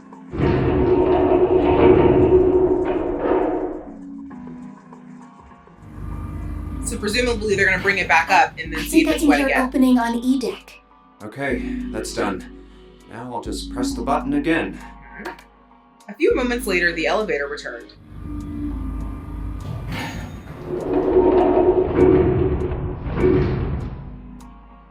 Yep, not a single drop of water to be seen. Gorgeous. See? Junpei couldn't resist puffing out his chest just a little bit. June, however, still looked confused. What does that mean? How can E deck be safe if the D deck is full of water? Well, here's what I think. The elevator shaft and E deck must be watertight and separated from wherever the ship's been punctured. Mm-hmm. Here, let me show you. He pulled out his notepad and pen and sketched out a rough illustration. I see. So is that why the ship hasn't sunk? The shape of the inside keeps it all from filling with water? Yeah, I think that's what's going on. Junpei continued talking as he closed the notebook and slid it back into his pocket. So I'm gonna go down and check it out. You stay here, No! all Why are we separating farther? But... June, get your behind in this elevator with me. Come on, just do it, all Like right? how romantic of a moment that would be too. When we're going down, it's all silent. I'm looking at June. June's looking at me. We're just like, hey, you know? Relationship building, people. He gave June's shoulder a reassuring squeeze, then hopped into the elevator. Okay. He pushed the E button and the door began to close. June looked worried, her eyes darting back and forth as if she was trying to make a decision, when suddenly... I'm coming with you. Queen. See, that's my motherfucking wife, okay? She would never leave me alone. Huh? At the last possible moment, June dashed forward, turning sideways just in time to slip through the gap between the closing doors. Hey, wait! Junpei jammed his finger against the open button, but it was too late. Y'all know you could also just come back up, presumably. Oh, crap, it closed! Yeah. The door had shut, and he and June were in the elevator, and it was headed down to E deck. He was so surprised by June that he didn't even have time to think about what awaited him on the E deck. I can't just let you go alone, you know. Ah, jeez.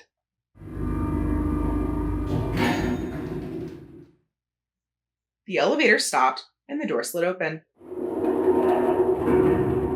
Ooh. There's something, I might be blocking a part of this, but there's something on the right that has A deck, B deck, C deck, D deck, E deck, but there's something underneath that I can't read. It is too small. They tentatively stepped out and looked around. It looks normal. No fish going about their fishy business, or jellyfish floating lazily through the water. There was, however, a blowfish, or at least something that looked very much like one. June's cheeks were puffed out, in her mouth a tiny, intense frown. Oh, knock it off. It's just like I thought. This part hasn't flooded. She was holding her breath. Girl, what were you expecting that to do? We're not fish, we can't. Okay. Come on, just look around. There's no water here. June looked around nervously. Then, girl, exhaled. You're right. It's not flooded at all. I do, in fact, need June to be a little FFR for me. See? But there's a whole lot of water. Yeah, right on top of us. What's gonna happen if the ceiling breaks? Junpei thought about that for a moment. We'd probably die. Nice. Oh no. Don't be so casual about something like that. June, you asked! What do you want me to tell you? At any rate, we should probably go back as soon as we can, once we're done looking around down here. So let's stop chatting and start moving. Lotus and Santa might already be back. Okay, good idea. Now then. Junpei glanced around the room and they'd found themselves in. The first thing he noticed was a set of thick iron bars. They ran the length of the room, separating the left elevator from the right one. Iron bars. Well, we can't go over there. Right. Then maybe... In the corner of the room that housed the elevators, Junpei found an opening. Well, He walked up to it and stuck his head around the corner. it looks like there's a long straight hallway down this way. Something's written on the door at the end. Wait, is that... Yes! Let's check. Junpei and June set off down the hallway at a brisk clip, somewhere between a run and a jog. Before long, they found themselves in front of the door. On it was a number written in bright red paint. 6. I knew it! This is a numbered door. And indeed, there was a red bolted to the wall, right next to the door. But we can't do anything with only the two of us. We better head back and let everyone know. Yes. Junpei and June turned and headed back to C deck. Wait, what's this? On their way back, Junpei noticed a map on the wall. Is this the map for E-Deck? Let's go. I should take it. Just collecting these things, baby. Huh, Hey, so you guys found door 1. Oh! Okay, wait, fun. Hold on.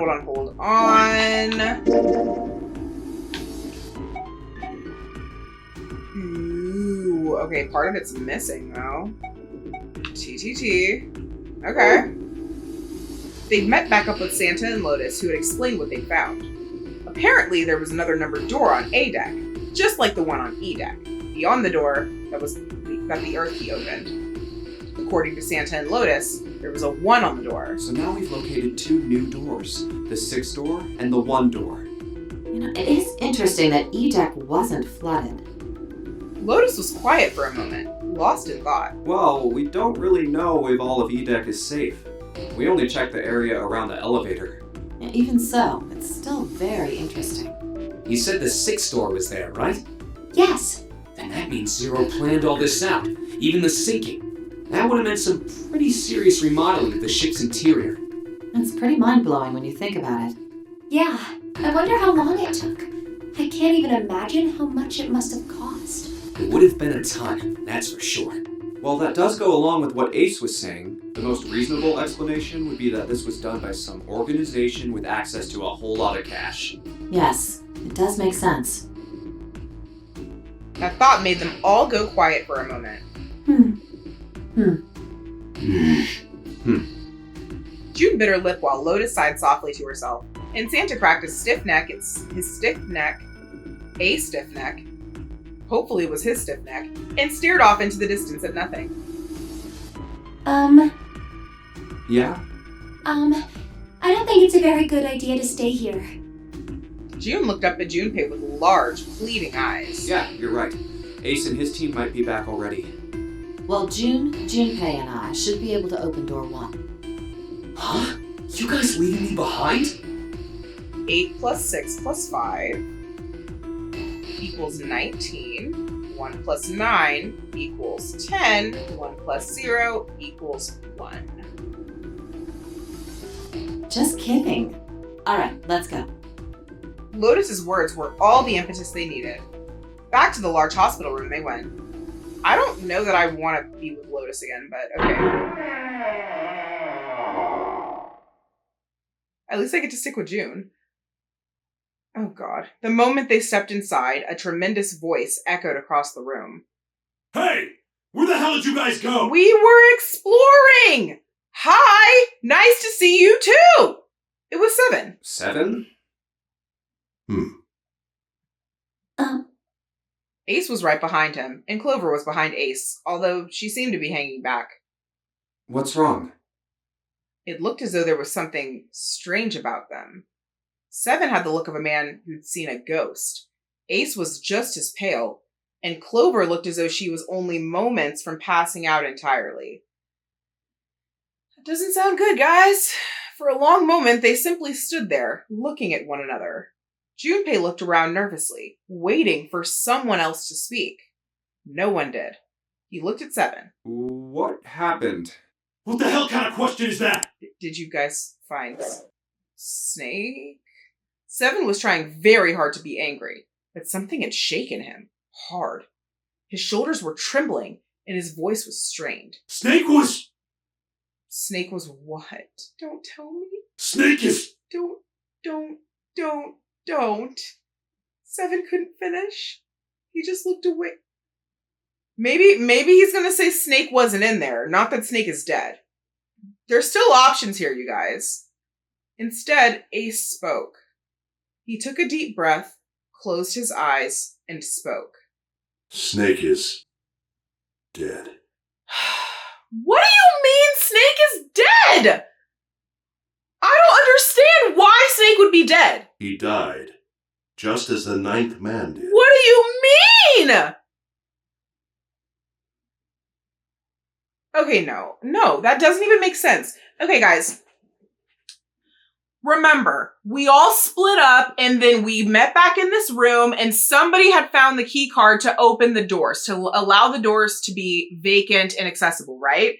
You're telling me Snake, who was there and witnessed 9 break the rules and go in through a numbered door by himself, decided to do the exact same thing, knowing what would happen? Snake. That doesn't make any sense. It was as if all the air had suddenly been sucked out of the room. Junpei felt his heartbeat quicken, and he realized he was having trouble breathing. He could feel sweat beating on his forehead and neck. June, Santa, and Lotus looked the way he felt. All 3 were frozen in place, their faces white. Oh my god, that's not true, is it? We should make sure. What do you mean we should make sure? Yeah, right. We should. They nodded to one another and headed— What? Okay. Who are okay. It didn't occur to me that we could go through the doors multiple times this way. I mean, I guess that's pretty obvious, but I've been seeing it as like a one and done, let's move on, right? If we're gonna go through door 3, presumably it's obviously going to include me, which is 5. Lotus sounds like she wants to come as well. 5 plus 8 is 13, which is 4. 5 plus 8 plus 3 is 16, which is 7. 5 plus 8 plus 4 is 17, which is 8. 5 plus 3. What? Am I doing this right? 5 plus 3. 5 plus 8 plus 6 is 19, which is 10, which is 1. 5 plus 8 plus 7 is 8.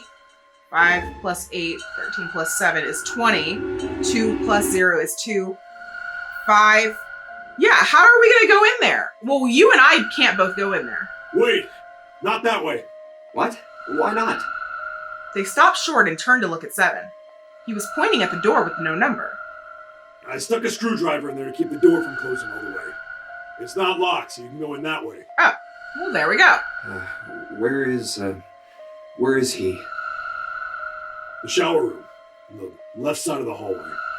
I put a broom in there too to keep the door open. That means we can get in without going through the numbered door, right? Yeah, that's right. Then let's go. Their new destination clear, Junpei and his companions headed for the door with no number.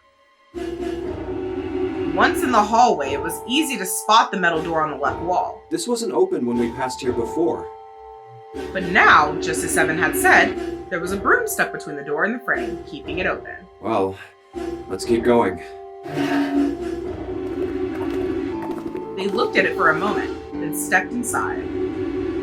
Oh, it smells horrible. Why are you smelling? Lotus wrinkled her nose and covered her mouth in disgust. Even Santa pinched his nose shut. Ugh, yeah, this is pretty awful. I feel like I'm gonna puke. Guys, what the hell happened to him?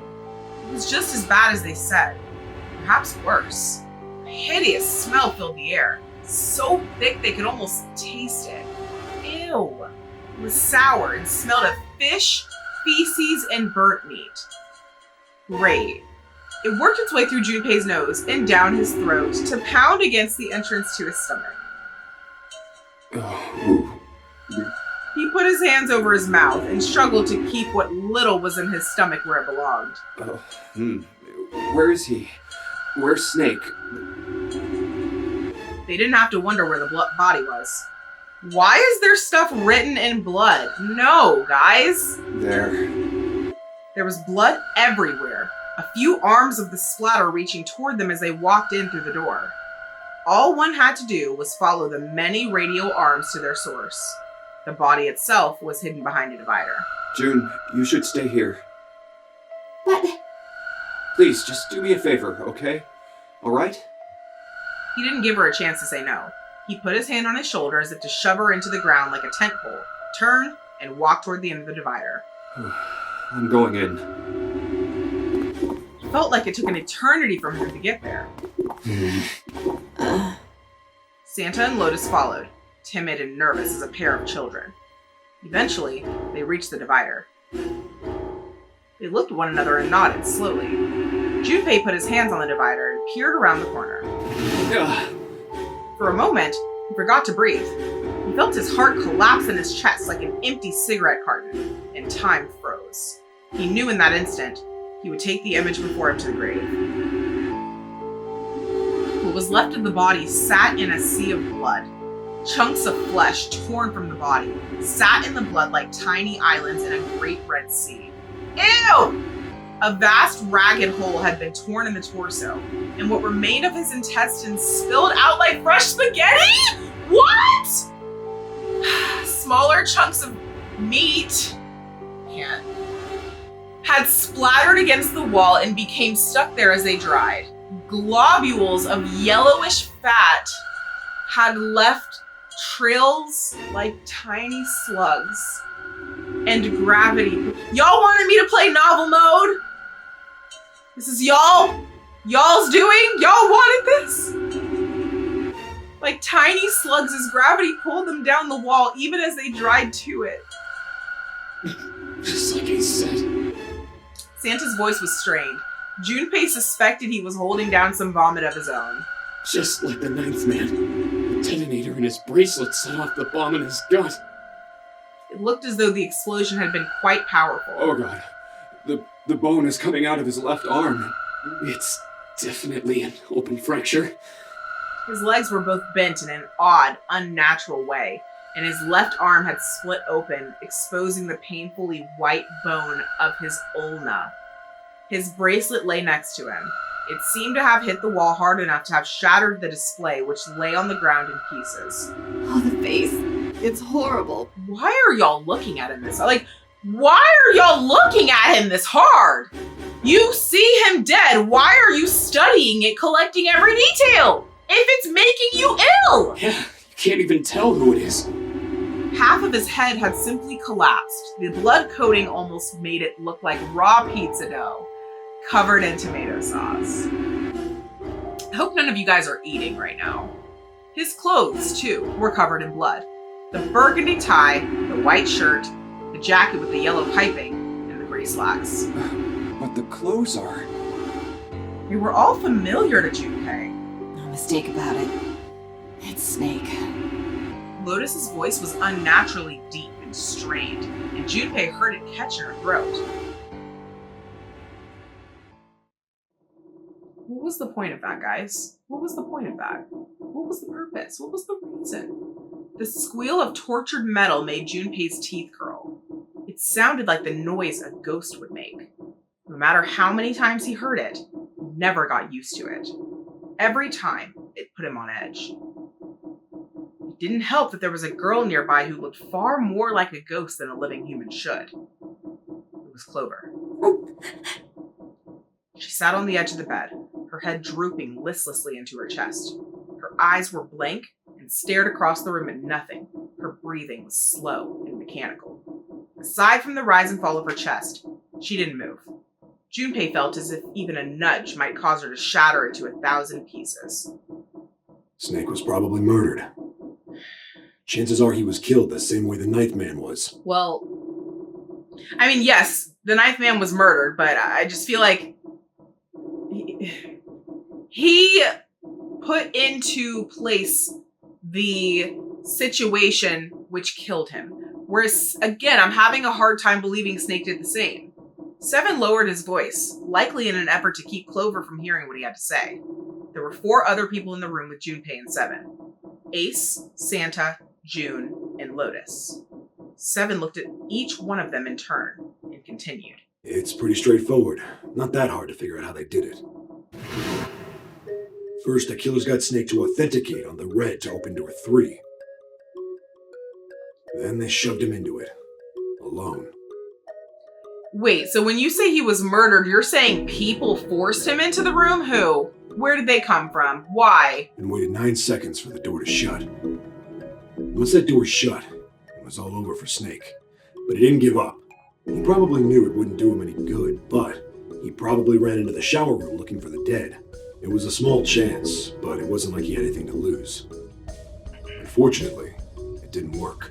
The detonator is only deactivated if everybody who authenticated when they went in uses the dead.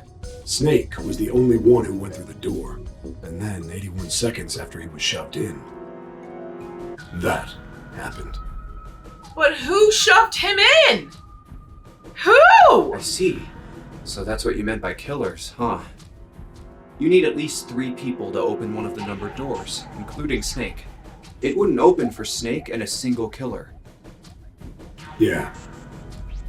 So you're saying 2 other random people who we don't know came out of somewhere and forced Snake to authenticate alongside them and then forced him through the door, and presumably then they all died?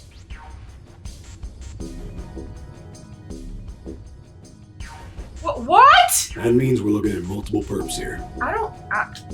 Junpei crossed his arms and grunted. Well, just in case, I want to make sure. Let's say you're right. When do you think Snake was killed? When we all split up to look for the parts for the Reds, I think. Right after that was when we noticed he was gone. Then that means none of us have alibis.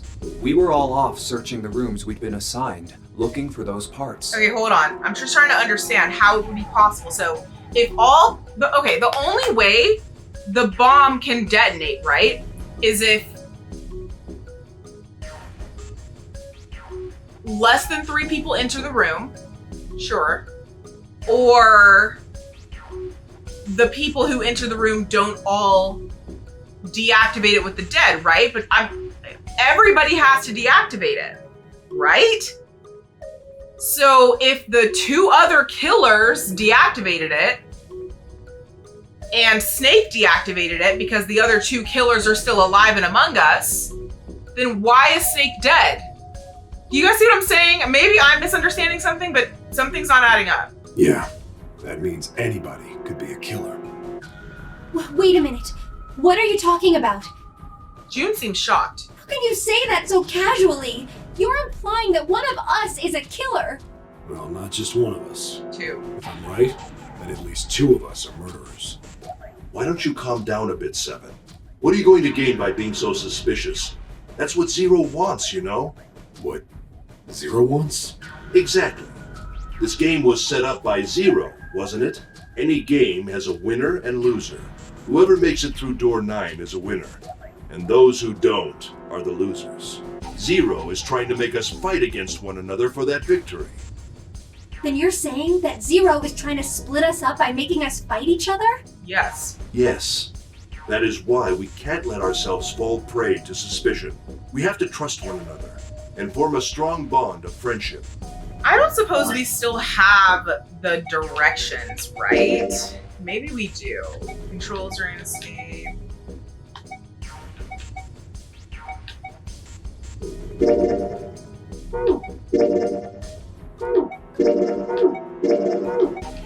I'm looking for the thing that has, that long thing that Snake deciphered. So I don't think we...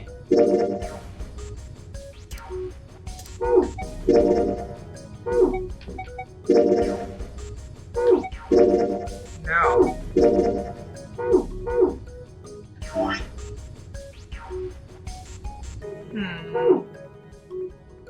Yeah, I don't understand how 2 of us, at least, could have gone through that door with Snake, but Snake was the only one that died. I'm not understanding that. So maybe I'm misremembering something in the directions. Otherwise, we'll end up ensnared by Zero's manipulations. Then does that mean that the person who killed Snake... Yes. Almost certainly Zero himself. If there's anyone we should doubt, it should be Zero. He masterminded this game and kidnapped all of us. Doesn't it seem reasonable that he would have killed Snake as well? Good question. Junpei hadn't really considered that. If Zero killed Snake, then Zero is on the ship with us. Junpei? Was Zero still on the ship with him? No, I'm not sure. I'm not gonna say of course. He wasn't sure. Something's still strange. What was that? Well, I'm just wondering about one thing. And what's that? How can you be so sure that Zero's on this ship? Ace's eyebrows shot up. Really, Junpei? I confess I'm a little disappointed. Usually you're rather sharp. Isn't it obvious? Wait, it is? This ship. Huh? Zero said, "this ship," several times when he addressed us.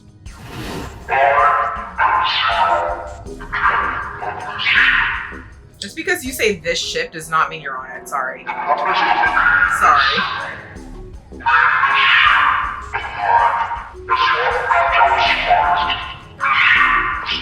And I'm someone who takes people's words very literally, a little too literally sometimes, and even I'm like, no, like you're reaching. If he weren't here, he wouldn't say this ship, would he? No, I don't agree. He'd be saying something like, no. that ship, or Yes, that if ship. he was thinking perfectly about his words, but I don't think that that's enough. Oh, yeah. No. I guess that makes sense. Yeah, it makes sense, but I don't think that that's like an end-all be-all conclusion at all.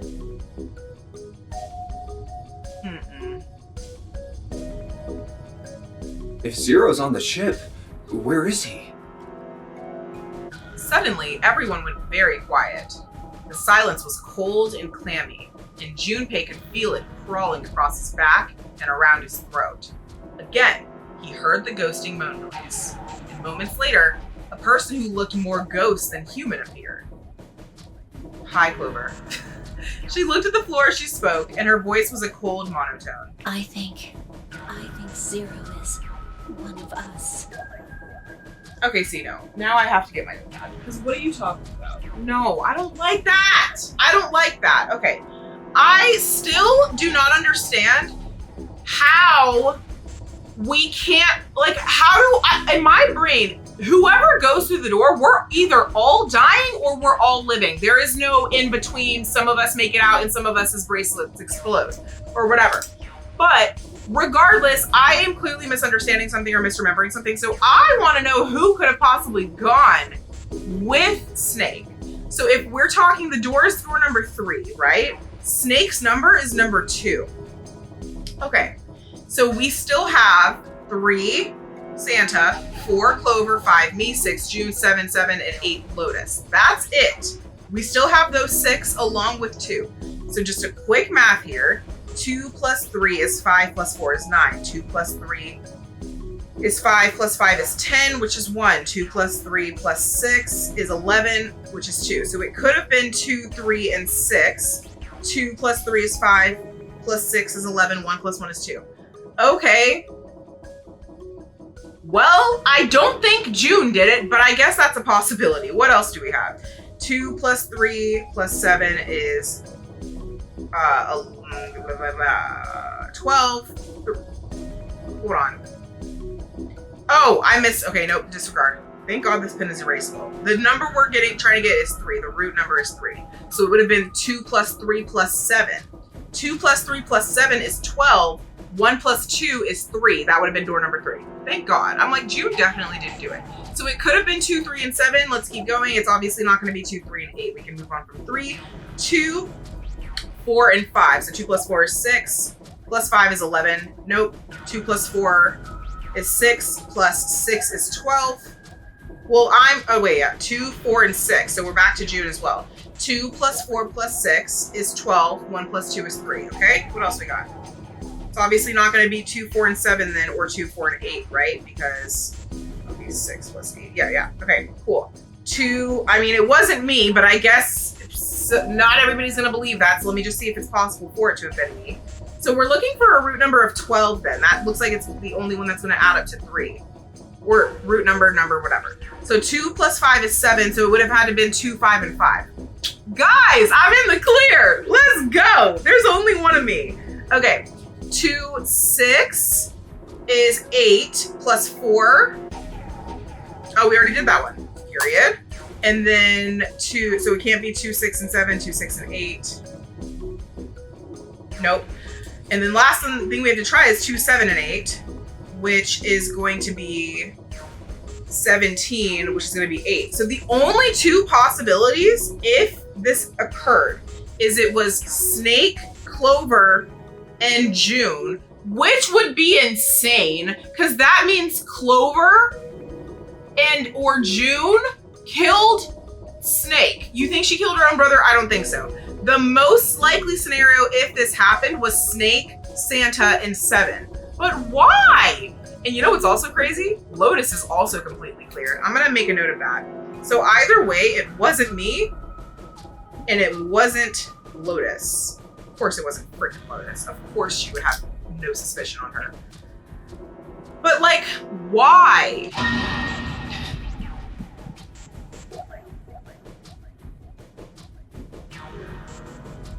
Every human body in the room froze. The only sound was the muffled rustling of breath.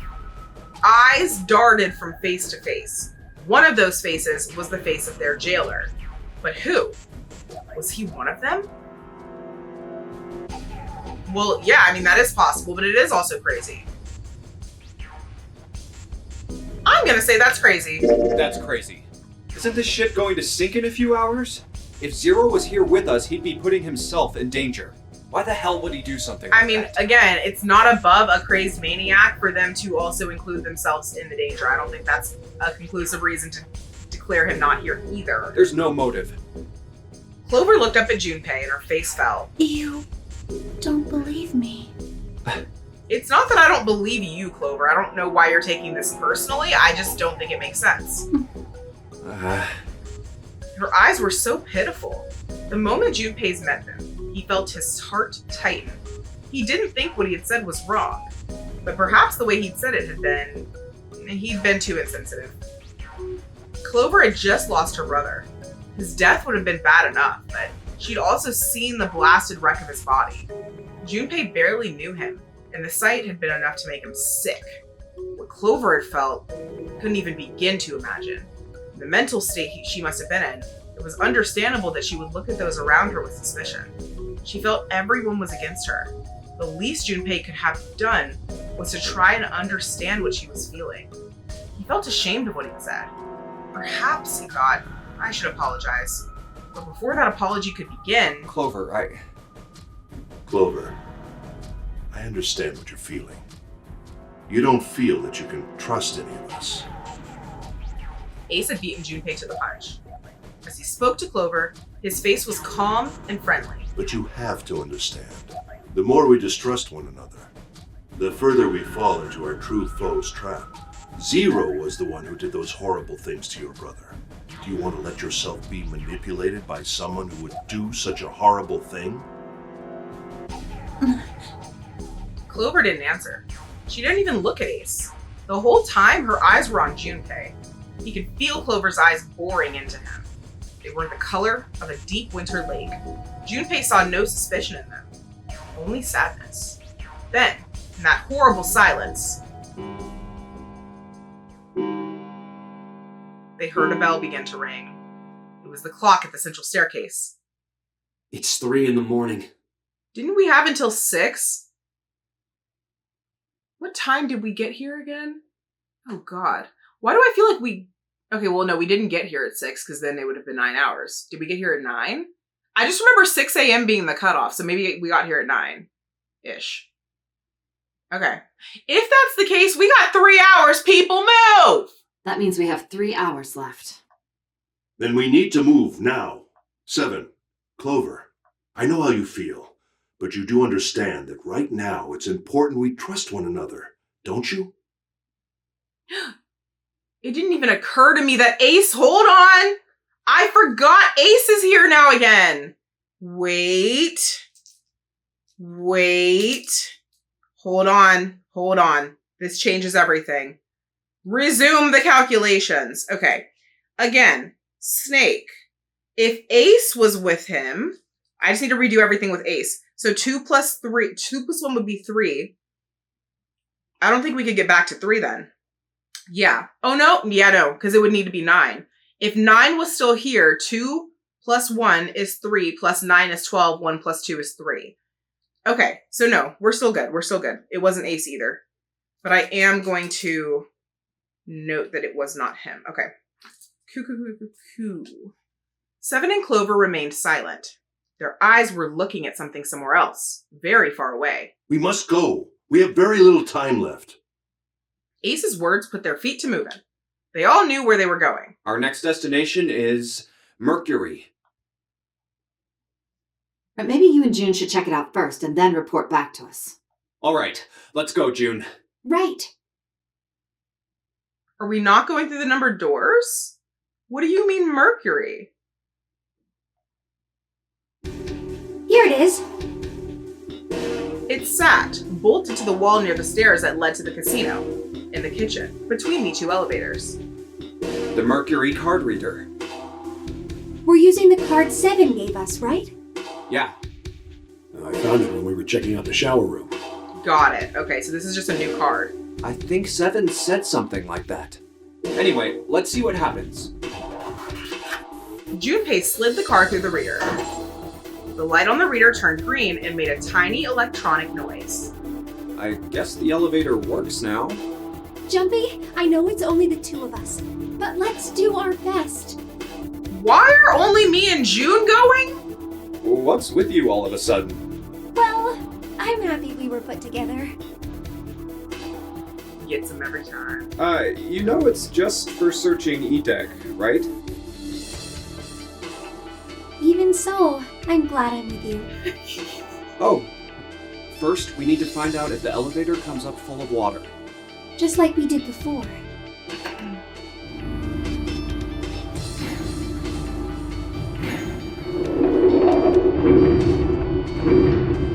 Completely dry. Oh, here it is. I knew it. It's not wet at all. Let's go. Yes. Once it had been checked for water, Junpei and June stepped into the elevator. Look! Okay. Nearly all of the buttons are destroyed. Oh God. Yeah, only the seat and bottom button can be pushed.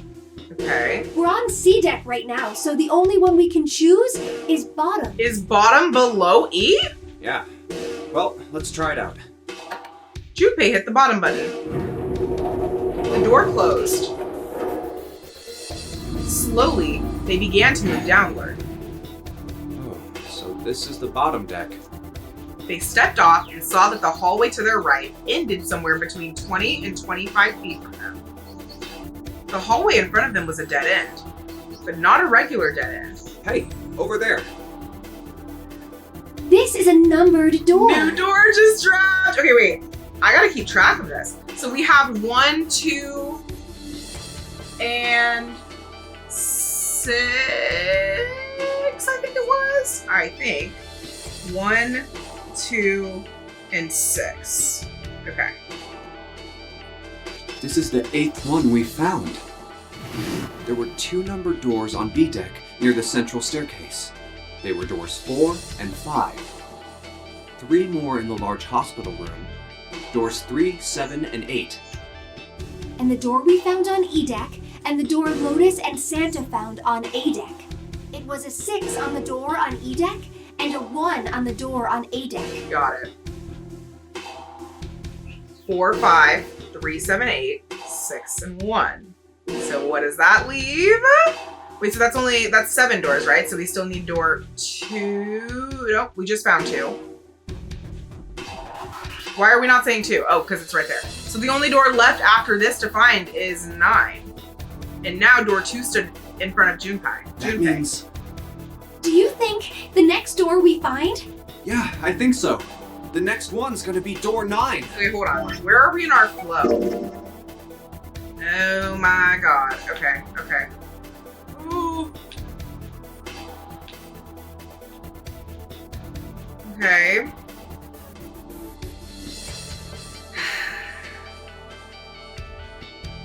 Yeah. The problem is, I think wherever but it looks, nothing connects after this. So I believe whatever decision we make, whatever door we go into next, like that's it? What? Okay, I don't know, guys. Despite himself, Junpei felt excited. Can't relate. There was something about that excitement that frightened him as well. Valid. Finally! Yeah, You don't look very happy about it, though. it's not that. I just hope nothing goes wrong. Final last words. You're right. We should keep our fingers crossed. Let's head back. Okay. He did his best to put it from his mind and headed back to C deck with June. 1, 2, 3, 4. All right, 7 pieces. The pieces of paper they folded up lay on the ground, next to Junpei's legs. Everyone had written on paper pulled from Junpei's notebook in an effort to put in a blind vote. Just double checking, but everyone wrote their code name and a door number they want, right? Oh, cool! Okay, so again, we currently have 1, 3, 4, 5, 6, 7, and 8 because 2, Snake is dead, and 9 is dead as well. Okay. Yes, just like you told us earlier. Blind vote, huh? Can't believe we're voting here. Why have they decided to vote that way? That's what I'm wondering. We have not done this yet. We need to make the whole thing fair, blah-de-blah. This is a complicated plan, you know. Is this another one where somebody has to get sacrificed? Hurry it up, Mr. I have a brilliant idea. They decided it wasn't fair to simply ask everyone at once. That would allow people to force others to go through certain doors. Yeah, quiet in the peanut gallery. And he had a plan. It wasn't a plan he wanted anyone to catch wind of, however. So he did his best to act calm as he began to open and read the pieces of paper. All right, let's open these up. The first one says, Ace requests door 1. Of course he does. Okay, Yes, I do. Would you like me to explain why? sure. No, we don't have time for that. Sorry. Let's keep going. Fourth me then. He opened the second one. Next is Santa. He wants door 6. Okay. 3 to 6. Yeah, that's what I wrote. Junpei continued with the third, fourth, and fifth pieces of paper. Clover wants 1, Lotus wants 2, and 7 also wants 2. Okay. Wait a minute. There is no way I'm going anywhere with the Elephant Man. Lotus. Shut up. No, there'd be no point to the voting if we let people change their choices because of stuff like that. Literally. Sit down. But... Lotus, sit down. Just give it up, Lotus. It's not like I want to hang out with some exhibitionist grandma. What? I'm not an exhibitionist. I'm wearing clothes. Wait, where did the grandma part come from? Barely. So, last I checked, that's not a crime. Guys, we're wasting time! Maybe. But what about common decency? Nobody wants to have to look at a chick who looks like a half-naked raisin. Oh, I'm gonna kill you! No, like valid. Oh. Lotus's hair flared out like the mane of an angry lion, and she not roared with a good. voice that shook the walls. Guys, Let go! Let go of me! I'm killing him! with some difficulty, Ace managed to restrain her. Junpei, read the rest. I was trying! Right. Junpei tore his eyes away and looked down at the 6th piece of paper. He opened it. June wants door 6. Okay, great. So that leaves me, right? So let's see. Did I vote? I probably did, but before we get to that. 1 and 4 want 1. That equals 5. If I go with them, that'll equal 10. 1 plus 0 is 1. Check. 8 and 7 want 2. That equals 15. If I go with them, it'll equal 20. 2 plus 0 equals 2. Check. 3 and 6 want 6. 3 plus 6 equals 9. 9 plus 5 if I go equals... 3 and 6 want 6. 3 plus 6 equals 9. I'm 5. That's only 14. That's 5. So I can't go with 6. Oh! I thought it would all add up. Okay. So I can only go into door 1 or door 6 if we leave things how they are currently. I mean, door 1 or door 2. So I can go in door 1 with Ace and Clover, or I can go in door 2 with Lotus and 7. Great options here, guys. Yes, I don't really have a reason. I just felt like it. I mean, it is your number, June. It makes sense. All of the papers, save Junpei's, had been read. He did some quick calculations in his head. So this was everyone's vote. Ace and Clover requested door 1. This was the door on A deck near the central staircase. 7 and Lotus requested door 2. This was the door on the bottom deck and could be reached by taking the elevator to the bottom of the ship. Santa and June requested door 6. This was the door on E deck and can be reached by taking the elevator near the central staircase down. Then the door I should choose is... It took him less than a second to run the numbers. He opened the 7th piece of paper and spoke. Okay, the last one is mine. I want to go through...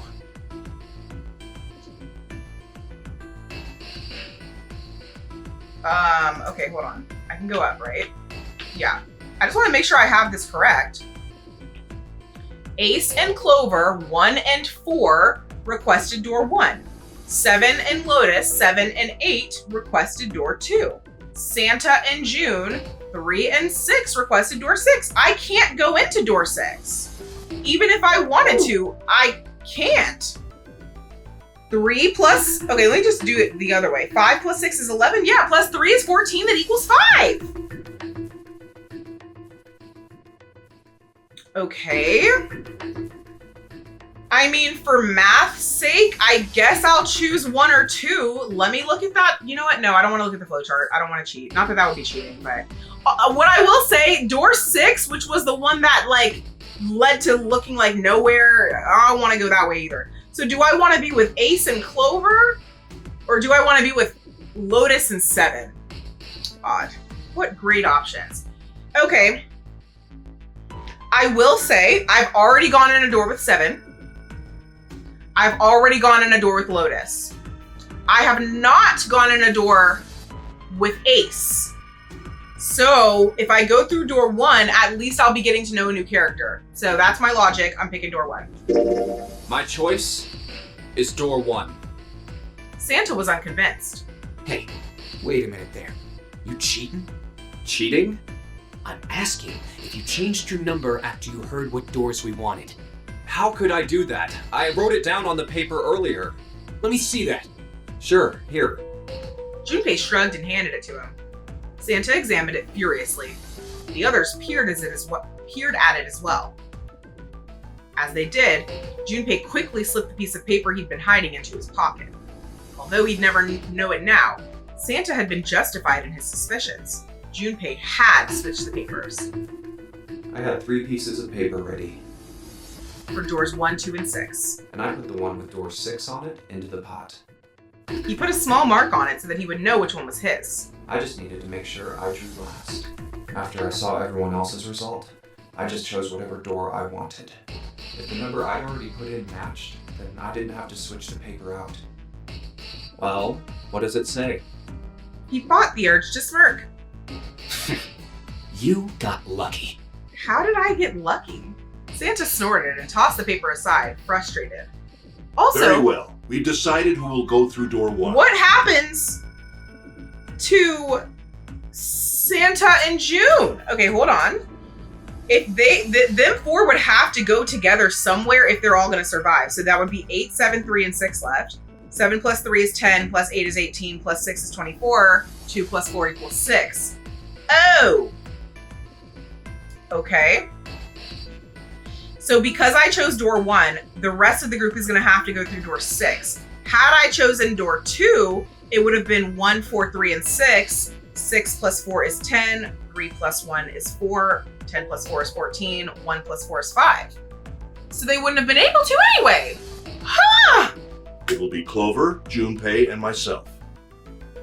1 plus 4 plus 5 equals 10. 1 plus 0 equals 1. Our only problem is the 2 remaining teams. June and I want door 6. Lotus and I want door 2. That's not good. We can't open either of those doors with only 2 people. Aw. Fine. 7, we'll go through door 6. 3 plus 6 plus 7 plus 8 equals 24. 2 plus 4 equals 6. Sure thing. I didn't really want to go through door 2 anyway. It's going to be a very interesting combination of people. Besides, if we've got a younger girl with us, it'll lower the average age.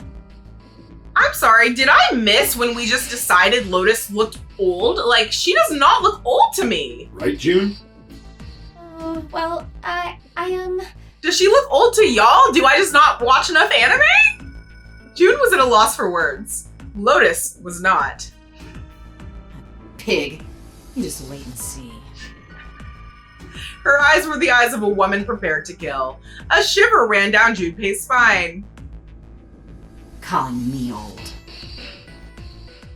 This is why men are such a pain in the ass. They're about as subtle as a brick.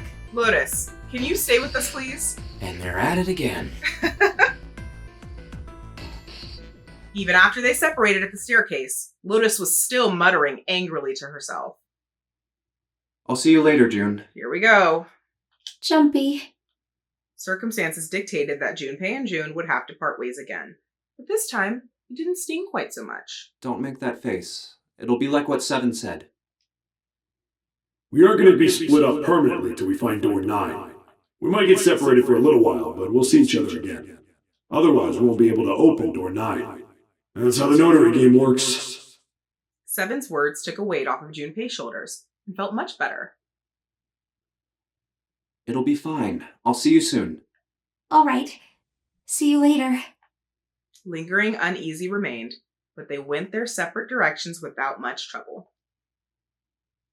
Ah, okay. Guys, I feared this is the perfect place to stop. We're gonna save here, and we will pick up here in the next video. Rough day on the ship, you guys. We lost another soldier. I'm still a little unclear as to how that happened. If you can clear that up for me in the comments without spoiling anything, feel free. Again, I am probably misunderstanding or misremembering something in the directions. Again, as to how 2 of us would have gone in with Snake, but Snake did not come out with the 2 that went in with him. Regardless, man's dead. Okay, we saw it with our own eyes, unfortunately. And now we are at what appears to be the final fork in the road, according to the flow chart. So it's me, Ace, and Clover, and then the rest of them going through the other door. Very interested to see what happens next. Very excited to do the next escape room. I hope you guys enjoyed this video. Do not forget to shop MissBoss.com. And I will see you guys in just a few short days, or maybe even sooner, for the next one. Goodbye, and go thrive.